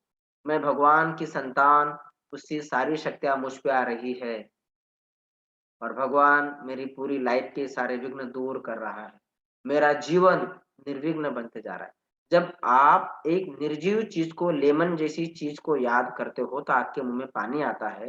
तो when you are connecting your self with the positive source, तो क्या आप में पॉजिटिविटी नहीं आएगी? तो क्या आप में सकारात्मकता नहीं आएगी? जो लेमन आपके मुंह में मिठास ला सकता है, तो भगवान को याद करने से या पॉजिटिव सोर्स को याद करने से क्या आपके मुंह में मिठास नहीं आएगी? वो आएगी। इसलिए आपको क्या करना है? अपनी केयर करना है पॉजिटिव थिंकिंग के द्वारा। जितना आप अपनी केयर करोगे, सेल्फ केयर, जितना सेल्फ केयर उतना स्ट्रेस कम। अगर सेल्फ केयर 1%, स्ट्रेस आएगा 100%। अगर सेल्फ केयर 100%, स्ट्रेस आएगा 1%। So stress is inversely proportional to engineering language to self care। जैसे सर ने कहा ना 3D प्रिंटिंग, 3D प्रिंटिंग का मतलब क्या है? अपने आप को डिजाइन करो, मैं कौन हूँ, सेल्फ जर्निंग करो, self journeying 3D design, then display, फिर उसको डिस्प्ले करो एंड देन ब्रिंग डिग्निटी अपने व्यवहार में, दैट डिवाइननेस अपने व्यवहार में रहो। तो पहला है अपने आप को डिस्प्ले करो, खोजो डिजाइन, फिर आपको डिजाइन करो, then display and bring the dignity into your own life by positive thinking। तो stress is inversely proportional to self care। यहाँ पे एक छोटा सा एक वीडियो है, दिखाना चाहता था पर अभी समय की सीमा को तो हम लोग और आगे नहीं बढ़ाएंगे। यहाँ पे देखना है कि जब आप पॉजिटिव थिंकिंग करते हैं तो who am I and what is I belongs to. जब कोई आदमी मरता है तो हम कहते हैं उसकी आत्मा को शांति मिले। तो basically we are a source of energy with positive thinking. और ये जो शरीर है, इस शरीर को चलाने वाली मैं एक चैतन्य शक्ति, चैतन्य सत्ता हूँ। तो आई am a light who is governing this body, जिसको हम लोग सोल कहते हैं या आत्मा कहते हैं। तो मैं शांत स्वरूप आत्मा हूँ और इस शरीर को चलाने वाली मैं एक ड्राइवर हूँ, इसका मालिक हूँ। जैसे ड्राइवर कार को चलाता है, वैसे मैं आत्मा इस शरीर को चलाती हूँ। और मैं पॉजिटिव थिंकिंग बना कैसा? I am a peaceful soul, I am a loveful soul, I am happy soul, I am full of powers, I am pure soul. तो this is me, this is what the me. इसलिए जब कोई मरता है तो क्या कहते हैं? उसको शांति मिले। शांति मिले मतलब peace is my own reason, peace is my own quality. तो आपको अपने आप को थोड़ा सा समय निकाल के every day go for meditation. दोस्तों, मैं इस ब्रह्मा कुमारी मेडिटेशन संस्था से जुड़ा अगर हूँ तो केवल स्ट्रेस के कारण। जब मैं बहुत स्ट्रेसफुल था, इस संस्था में आया, मैंने मेडिटेशन की टेक्निक सीखी और आज मैं स्ट्रेसफुल लाइफ से स्ट्रेस फ्री लाइफ जी रहा हूँ। तो आप भी पॉजिटिव थिंकिंग से अपने आप को जानें। तो जब आप पीसफुल रहेंगे तो आपका एंगर खत्म हो जाएगा। The anger will be replaced by peace with the positive thinking और मेडिटेशन। जब आपका लव है, अटैचमेंट आपका खत्म हो जाएगा। आप में हैप्पीनेस है तो आपका ग्रीड खत्म हो जाएगा। ये सब स्टिमुलेट्स है जो आपको एंगर के लिए ट्रिगर कर रहे हैं, जो हमने देखे। जब आप पावरफुल बन जाएंगे मेडिटेशन से तो आपका युगो जो है वो चला जाएगा। और जब आप पॉजिटिव थिंकिंग से आपकी विचारधारा पवित्र बन जाती है तो आपके जितने भी विकार है, नेगेटिविटी, वो सब दूर हो जाता है। तो आपको पॉजिटिव थिंकिंग जब आप करते हैं, मेडिटेशन में जब आप बैठते हैं, meditation is nothing but think positive, elevated thoughts का प्रभाव से जोड़ना। You are creating some elevated thought because mind is nothing but a engineering factory है। तो वहां आपके बहुत सारे विचार आएंगे। विचार कौन से आएंगे? पास्ट के, जिसने आपको दुख दिया, उन लोगों का आपको माफ कर देना है मेडिटेशन में, और फिर उनको भूल जाना है। और उसके बाद में वो जिन जिन लोगों ने आपको मदद की, उनका शुक्रिया अदा। तो फिर से अपनी आंखों को बंद करें, अपनी आंखों के सामने उन सारे लोगों को लाएंगे जिन जिन लोगों ने आपको दुख दिया है। 1 मिनट का डेमो। चाहे वो आपके दोस्त हो, चाहे आपके समाज के लोग हो, चाहे माता पिता भाई बहन आपके समझ, उन सब लोगों को अपने सामने लाएंगे और अपना दिल हल्का करें और अपने आप से प्रतिज्ञा करें, मैं इन सारे लोगों को माफ करता हूँ, क्योंकि nothing is wrong, no body is wrong in this world. उन सारे लोगों को माफ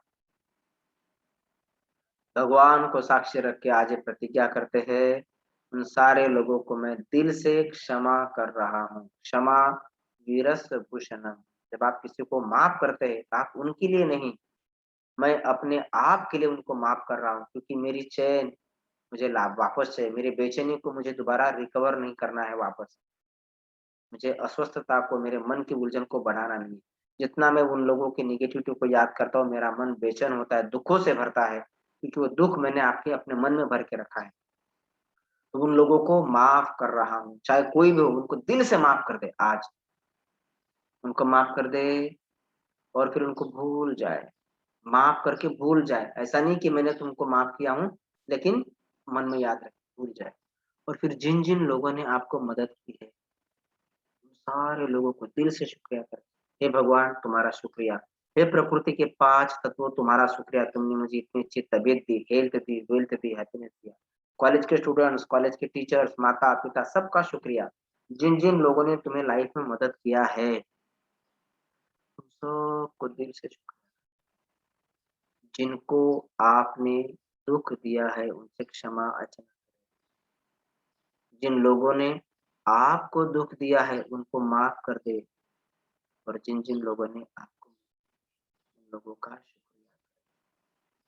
एक्चुअली इसको थोड़ा 10 मिनट टाइम देना है, परंतु समय की सीमा है, इसलिए मैं चाहता हूँ कि आप इस फॉरगिव, फॉरगेट और थैंक्सगिविंग टेक्निक को 15 मिनट साइलेंस में बैठ के अपने-अपने घरों में, ठीक है? तो सबको माफ करना सीखें और सबसे माफ़ी माँगना सीखें और सभी का शुक्रिया अदा करना। तो ये जो मेडिटेशन है जो हमने बताया, इसमें आप क्या करते हो, अपनी जितनी भी नेगेटिव एनर्जी है उससे आप डिस्कनेक्ट करते हो, और बाद में खुद को एक पॉजिटिव सोर्स से आप कनेक्ट कर रहे हो। तो जैसे आपने मोबाइल को क्या किया, रिचार्ज किया, वैसे आप अपने आप को, अपनी मानसिकता को रिचार्ज कर रहे हो। जब आप जैसे पागल है, पागल और अच्छे व्यक्ति में क्या फर्क है? हम लोग, द पागल has no control over the thoughts, he can not control the thoughts. जब हम अपने आप को रिचार्ज करते हैं, जैसे आपने दिन भर काम किया तो एनर्जी खत्म हो गई, उसके लिए आपने, to recover the bodily energy, आपने खाना खाया। But what about the mental energy, emotional energy, वो आप कहाँ से कवर करोगे? उसके लिए आपको, you have to connect your mind with the source of positivity. तो this is called meditation. Negativity से डिस्कनेक्ट होना है, पॉजिटिविटी से कनेक्ट करना है, और उस सोर्स को जमा करके अपने आप को रिचार्ज करना है। यहाँ एक 3 मिनट का वीडियो है, ये देखते हैं और फिर हम लोग यहाँ पे सेशन को फिर एंड करेंगे। So let's enjoy this video of meditation, how to charge the battery.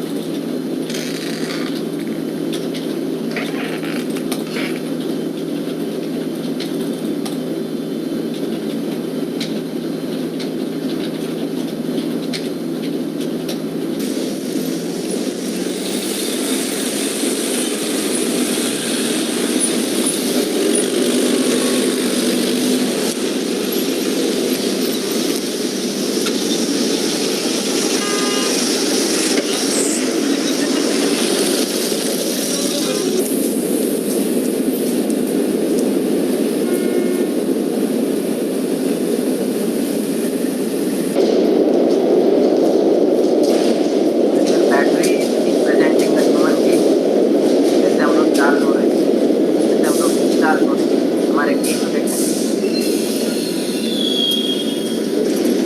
दिन भर अपना काम किया उसने, ऑफिस से घर जा रहा है, पूरा काम करके पहले बैटरी 70% हो गई, खाली हो गई, पूरा ढीला पड़ जाओ, बैटरी का परसेंटेज मोबाइल की तरह कम हो गया। हर एक इंसान की बैटरी 2 गुण बढ़ी।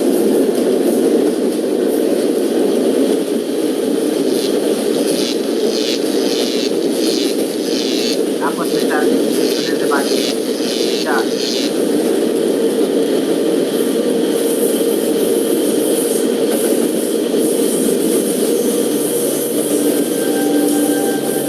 जब आप अपनी बैटरी पॉजिटिव सोर्स से कनेक्ट करते हैं, आपकी बैटरी चार्जिंग होना चालू हो जाती है।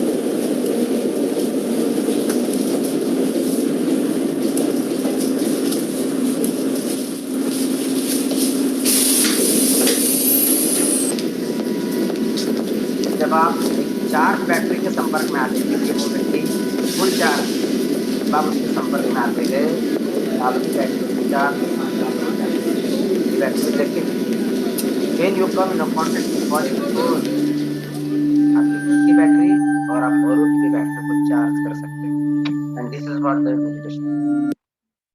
तो दोस्तों, मेडिटेशन से आप अपने जीवन को बैलेंस कर सकते हो। पॉजिटिव थिंकिंग करने से, अपनी खुद की बैटरी को चार्ज करने से, आप अपने मूड को ठीक करके, अपनी स्टॉप SOS टेक्निक को लाने से, ये सब these are the meditation techniques, जिसमें आपको बताया कि आपको रिलैक्सेशन की कैसे प्रैक्टिसेस करने हैं, स्ट्रेस को, मेंटल और इमोशनल लेवल को डेवलप करने के लिए आपको मेडिटेशन कैसे काम करता है, ये सब आप बैलेंस कर सकते हैं। So meditation means to hear, one must be silent. Meditation is not creating empty silence, but listening for your answers. अपने intuitions को आप सुन रहे हो। Silence is the language of God. All else is a poor translation. अगर वो silence है, इसलिए कहते हैं speech is silver, but silence is golden. तो आप meditation में silence में आप अपनी power को आप दोबारा regain कर रहे हो। जैसे आप अपनी बॉडी को रिलैक्स करना है, तो कुछ अच्छे विचार कि I am a divine soul, I am a peaceful soul, I am a powerful soul, these are the elevated thoughts. और फिर बाद में आपको साइलेंस का एक्सपीरियंस करना है। जैसे हमने कहा, किचन देखा, घर देखा, फ्रिज देखी, लेमन देखा, उसके टेस्ट हमने किया, अनुभव किया। उसी प्रकार से आप you can experience the peace. When you are peaceful, then there is no stress, no anxiety, no anger, no fear. तो आज इस सेशन को समाप्त करने से पहले 3 बातों की मैं चाहता हूँ कि आप एक प्रतिज्ञा करके जाए, क्योंकि आपको जब तक आप खुद ये संकल्प नहीं लेंगे, तब आपको कोई भी चेंज नहीं कर सकता। तो यहाँ एक 4 लाइनें मैं आपको सुनाना चाहूंगा कि केवल ख्वाहिशों से नहीं खिलते हैं फूल झोलियों में, कि ख्वाहिशों से नहीं खिलते हैं फूल झोलियों में, उसके लिए कर्म रूपी शाख को हिलाना होगा, और कुछ नहीं होगा कोसने से अंधेरे को, अपने हिस्से का दिया तुम्हें खुद जलाना होगा। तुम्हें अपने हिस्से का दिया तुम्हें खुद जलाना होगा। यदि आपको लाइट चाहिए अपने जीवन में, तो अपने हिस्से का दिया खुद जलाने के लिए प्रॉमिस टू योरसेल्फ, क्या कि आज से मैं एंगर नहीं करूंगा, क्योंकि एंगर आप करोगे पूरे समाज में आप नेगेटिव एनर्जी फैला रहे हो। दूसरा, मैं आज से होली फूड खाऊंगा। होली फूड माना क्या है, क्योंकि जैसा अन्न वैसा मन, और जैसा मन वैसा जन। ये हमारी एनर्जी का साइकिल फ्लो है। Thermodynamics, one form of energy is converting into the another form of energy, but the whole cycle energy का in the universe is remain constant. तो जैसे मंदिर का आप खाना खाते तो क्या हो जाता है, पानी वही है, लेकिन मंदिर में उसको समर्पण भाव से किया, प्यूरिटी के साथ किया, तो पानी अमृत बन गया। खाना वही है, भोजन वही है, प्यूरिटी किया, उसमें इन्वॉल्वमेंट हुआ, तो उसको आपने प्रसाद के रूप में स्वीकार किया। तो क्या आपने घर का पानी, अपने घर का भोजन भी आप अमृत और प्रसाद के रूप में स्वीकार करें। जो भी खाऊंगा प्रसाद। और तीसरा है अपनी मेडिटेशन की प्रैक्टिस को बढ़ाना सीखे। तो once again I would like to thank to Kate साहब, Radheshyam sir, all the students और इस कॉलेज का, कि आपने मुझे इस सेशंस को आपके लिए कंडक्ट करने का मौका दिया। क्योंकि जूम है तो वहाँ थोड़ा फिजिकल इंटरेक्शंस नहीं होने के कारण हम लोग अपना आपसी तालमेल बना नहीं पाए। But anyway, this was clear from my side. If you have any questions, then you are almost welcome for any kinds of questions. और thank you once again for giving me this opportunity. Thank you sir. Radheshyam साहब, बहुत बहुत धन्यवाद आपका कि आपने हमें एक मौका दिया। Thank you. Dear participants, you can ask if you any query. Somebody asked, sir, how sports help mental health? How sports helps mental health? Yeah, that's very nice question. जब सचिन तेंदुलकर जब वहाँ मुंबई में पहली मैच खेल रहा था, it was a match of, let me explain this with some examples so you can understand it more clearly. Sachin Tendulkar का Wankhede stadium में पाकिस्तान के साथ मैच चल रहा था, और वो शोएब अख्तर जो है वो बॉलिंग कर रहा था। तो जब बॉलिंग कर रहा था तो उसको, उसका जो बॉल है उसके नाक पे लगा और उसको बहुत सारा खून बहने लगा। तो जब खून बहने लगा तो नवजोत सिंह सिद्धू जो है वो सचिन पाजी के पास आकर कहा कि पाजी आप खेल पाओगे? तो सचिन चुप रहा। फिर दोबारा सिद्धू ने पूछा कि पाजी आप खेल पाओगे? तो सचिन ने कहा मैं खेलूंगा और जरूर खेलूंगा। और बाद में देखना वो मैच में सचिन तेंदुलकर ने एक सेंचुरी मारी थी। तो यहाँ ये हम ये सीख सकते हैं कि we should never give up the situations. Sachin Tendulkar चाहता था तो मैच छोड़ के जा सकता था, पर उसने सिचुएशंस को as a win win situations को कंसिडर किया और उसने नेवर गिव अप किया, क्योंकि सिचुएशंस आएगी, परिस्थिति आएगी। गेम माना क्या, हार जीत it's a part of result, it's only result, it's not the end. Sports में हम लोग अपना, जैसे आपने देखा होगा इस बार हमने वर्ल्ड कप पाकिस्तान से हारा, जो भी T20 मैच चली, उसमें आपने देखा होगा उसके बावजूद भी विराट कोहली और पाकिस्तान का कैप्टन आपस में गले मिले। तो ये स्पोर्ट्समैनशिप है जो हमारे मेंटालिटी को बड़ा करना सिखा रही है कि हार जीत तो हुआ है, लेकिन हमारे मनों में, हमारे मन ने, हमारे मनों में, हमारे विचारों में दुराभाव नहीं आए, दूरिया हमारे मन में नहीं आए। देखो आपने फोटो काफी वायरल हुई थी इंटरनेट पे कि विराट कोहली और पाकिस्तान टीम, क्रिकेट टीम का कैप्टन आपस में गले मिल रहा है, जबकि इंडिया पाकिस्तान तो हम लोग एक दूसरे को दुश्मन मानते हैं। यदि आप किसी को पूछो कि अपोजिट वर्ड पूछो, what is the opposite word of white? Black. What is the opposite word of good? Bad. What is the opposite word of you can say human or male? You will say female. And when I will ask what is the opposite word of India? What is the opposite word of India? You will instantly say Pakistan. भाई कहाँ सिखाया हमने? कहाँ लिखा है India versus Pakistan? ये तो हमने बनाया है। तो स्पोर्ट्समैनशिप जो है वो हमें एक दूसरे को स्वीकार करना सिखाती है। जो हमने प्रेजेंटेशन में देखा कि एक दूसरे को स्वीकार करो, ये जो है जैसा है, हार हुई है कल मेरी जीत होगी, हार मेरी अभी हुई है ना? याद रखिए, दिन बुरे हैं जिंदगी नहीं। किताब का एक पन्ना उसमें से खराब निकला, पूरी किताब खराब नहीं थी। तो स्पोर्ट्समैनशिप हमें ये सिखलाती है कि नए स्पिरिट्स के साथ मुझे कैसे चेंजेस को स्वीकार करना है। क्योंकि आज हमने पूरी थीम में क्या देखा? स्ट्रेस आता है जब whenever there is a change there is a stress. तो उस चेंज को मैं किस भाव में स्वीकार कर रहा हूं, that spirit is called sportsmanship. Thank you. There is another question by Sital Gajjalwar. How to control BP problem? BP, blood pressure. या सी ब्लड प्रेशर जो है, मैं आपको एक छोटा सा डेमो दूंगा। जब आप बहुत सारा गुस्सा करते हैं तो आपका बीपी आप चेक करना। इसका मतलब आपकी शारीरिक क्रिया और आपका बीपी, इन दोनों में बहुत सारा कनेक्शन है। ब्लड प्रेशर, जब आप बहुत सारा गुस्सा करते हैं या बहुत सारी ओवर थिंकिंग करते हैं तो होता क्या है, जब आप गुस्सा करते हैं ना तो आपकी सांसें एकदम तेजी से चलना चालू हो जाती है। व्हेन यू रेस्पिरेट, उसका स्पीड जो है बढ़ जाता है। दूसरा, आप जब आप गुस्सा करते हैं तो आप अपना टेम्पर खो देते हैं, ठीक है। तीसरा, जब आप गुस्सा करते हैं तो आपके थॉट की जो प्रोसेस है वो बहुत फास्ट हो जाती है। कभी आपने देखा है कि जब झगड़ा हो रहा है वो आराम से आपको गाली दे रहा है, आराम से बैठ के गाली दे रहा है? ऐसा कभी नहीं होता। तो गुस्सा होता है तो आप फटाफट कंटिन्यू आप अपने विचार चलते हैं, फिर आप विचारों को आप एक्सप्रेस करते हैं वर्ड के द्वारा, आप गाली गलौज करते हैं शब्दों के द्वारा। तो उसमें होता क्या है, आपका जो बीपी है वो हाई हो जाता है। इसका मतलब अगर मैं अपने एंगर को कंट्रोल करता हूँ, एंगर का हमने क्या देखा, एंगर वर्सेस पीस, जो हमने देखा ना, माय 7 क्वालिटीज। तो जब मैं अपने प्योर एंड पीसफुल फॉर्म में रहता हूँ तो आप अपना बीपी चेक करना। उस समय आपका बीपी जो है वो शांत रहेगा, नॉर्मल रहेगा, बिलो 120 रहेगा। कहने का भावार्थ है। दूसरा है फूड, जो मैंने कहा ना, में खाना खाते हो तो आप कितनी श्रद्धा से खा रहे हो। ये मंदिर का प्रसाद है, ये पानी अमृत है। तो अगर वही भावना अगर हमारे खाने में, घर में आएगी तो आपका घर भी एक मंदिर बन जाएगा। और मंदिर में कभी कोई किसी के लिए नकारात्मक सोचता है क्या? चप्पल बाहर निकालते, ईगो बाहर निकालते हैं। हर किसी के लिए ईगो, हम लोग क्या करें, ईगो बाहर निकालता है।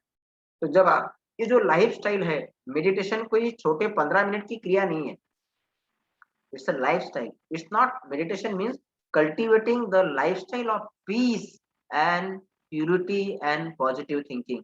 तो जब ये 3 बातें आप अपने जीवन में लाते हैं तो एंगर है, एंजाइटी है, फियर, ये सब निकल जाता है। और मैंने कई लोगों को देखा है यहाँ मेडिटेशन में, वो जो कैड नाम का एक प्रोग्राम आता है, वहाँ कई लोगों का हार्ट की आर्टरी जो ब्लॉकेज है वो तक के उन्होंने निकाल दिया बाय पॉजिटिव थिंकिंग और मेडिटेशन से। तो बीपी भी आप पॉजिटिव थिंकिंग और मेडिटेशन से आप आराम से, आपको अच्छा फायदा मिलेगा। Yeah, participants, if you have any query, you can unmute yourself and ask questions. Yeah. Sir, good morning. Sir, good afternoon, Yeah, sir. good morning. Yeah. So, good morning, sir. So, how to maintain the moral purity by positive thinking, sir? Yeah. Can you repeat again? Moral purity means, what do you mean by moral purity? You are Moral connecting the purity. word morality with mind or by physical? Yeah, my mind only. Mind. See, mind. My- What is Physically as first well of as all? mentally also, sir. Yeah. See, first of all, you have to understand what is the function of mind. The mind is like an advocate. The mind is like an advocate, and your intellect is like a judge. So, what is the function of mind? The function of mind is to create a thought. To create a thought. तुम्हारे मन में बहुत सारे विचार आएंगे क्योंकि मन का काम है विचारों का निर्माण करना. So mind is nothing but अ री इंजीनियरिंग. इंजीनियरिंग करो या mind is nothing but a thoughts का एक फैक्ट्री है.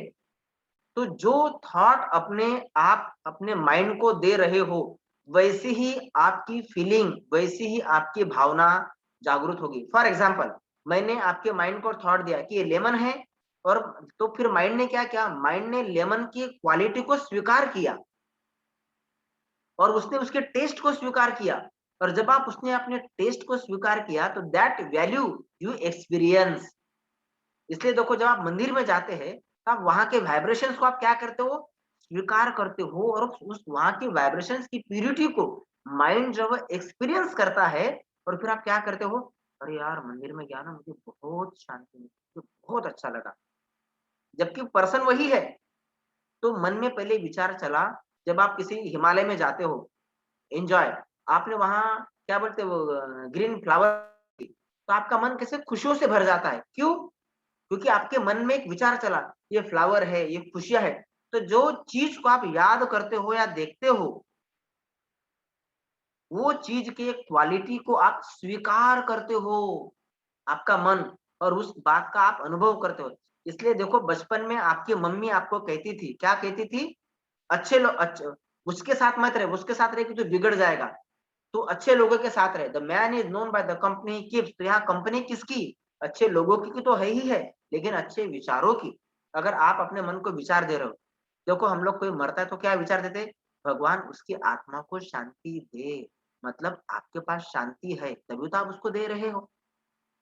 तो जब आप भगवान को दोनों हाथ जोड़ के प्रार्थना करते हो, हे भगवान मुझे सुख दे, शांति दे, मतलब शांति और सुख या प्यूरिटी आपकी प्रॉपर्टी है.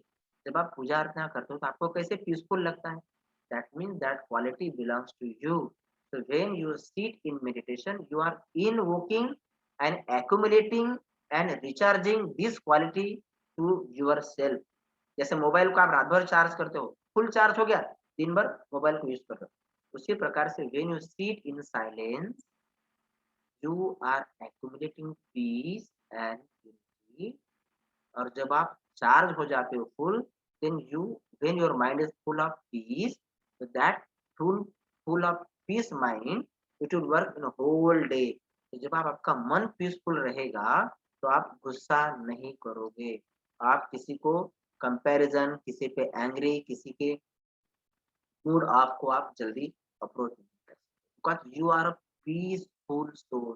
तो जब आप फुल हो, कंटेंट हो, तो आप डिस्टर्ब नहीं हो सकते. हल्की चीज डिस्टर्ब होती है, जो चीज भारी होती है, भरी हुई चीज डिस्टर्ब नहीं. तो जब आप अपने मन को पीस से भर लेते हो तो आप पीसलेस हो नहीं सकते. जब आप अपने मन को प्यूरिटी से भर लेते हो, प्यूरिटी ऐसे नहीं आएगी, वो आएगी आपके पॉजिटिव थिंकिंग से, पॉजिटिव पानी से. तो जब आप पानी पीते हो तो उसको कहते हैं water charging. Now it is a nice technique in America and India also. Whatever you are taking inside, चाहे पानी हो चाहे भोजन हो, आपको 3 थॉट करना है. पहला, ये पानी नहीं, ये अमृत है. ये खाना नहीं, ये प्रसाद है. पहला थॉट. दूसरा, I am a divine soul. और तीसरा, मेरे सारे संबंध अच्छे हैं, मेरी हेल्थ अच्छी है. और ये जब आप करेंगे, it will take only 3 seconds. फिर आप पानी को पी या फिर पानी को खा लें. तो इससे आपके खाने में, पीने में, व्यवहार में फर्क पड़ेगा. पहला क्या बताया मैंने आपको? पहला, ये पानी या पानी नहीं अमृत है, या फिर ये भोजन नहीं, ये प्रसाद है. पहला. दूसरा, I am a divine soul. और तीसरा, मेरे सारे रिलेशन अच्छे हैं, मेरी सारी हेल्थ अच्छी है. तो ये थॉट को आप पहले, इस एनर्जी को आप पानी में डालो, खाने में डालो, और फिर उसको स्वीकार करो, क्योंकि जैसा अन्न वैसा मन. ये सब टेक्निक आपको प्रैक्टिस करना. Yeah, any other query? Sir, one more thing, sir. If I am a peace producer by myself, then why do I seek peace from What does it the mean? various? I can't. Sir. Yeah, please repeat again. What you are telling, what I understood from your explanation, sir. You are telling that you are the source of the peace, right, sir? Yeah. If I am the peace producer, then why I need to seek the peace by visiting No need to temples seek the and by peace. visiting? You have to sit in a meditation and act. अगर आपके आईने पे आप एक आईना हो, फिर उस पे भी धूल धूल जमी पड़ी है, इसलिए आपको चेहरा क्लियर नहीं दिख रहा। इसलिए आप क्या करते हो? अगर आप पीसफुल हो, तो फिर आपको एंगर होना नहीं चाहिए। वही तो हम कह रहे हैं। अगर आप एंग्री हो रहे हो, मतलब आपने या तो एंगर या तो पीस। तो जब आप पीसफुल रहते हो, तो आप स्ट्रेस फ्री रहोगे। When you are Yes. peaceful, so God says or meditation says you are a peaceful soul. Yes, correct. You are a peaceful. No need to go and seek the peace.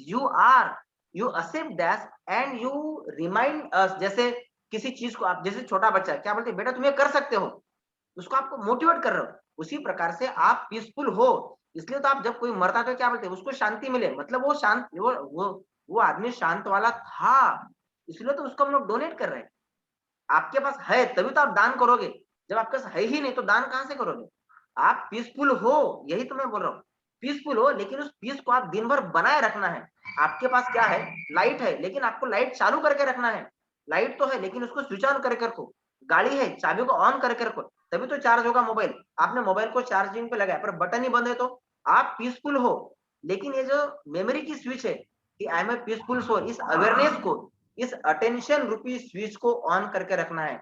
जब भी झगड़ा हो रहा है, आप अपने आप को याद दिलाओ, I am a peaceful soul, झगड़ा नहीं होगा। Thank you. This is the meaning of that, you are peaceful soul. Yeah, any query?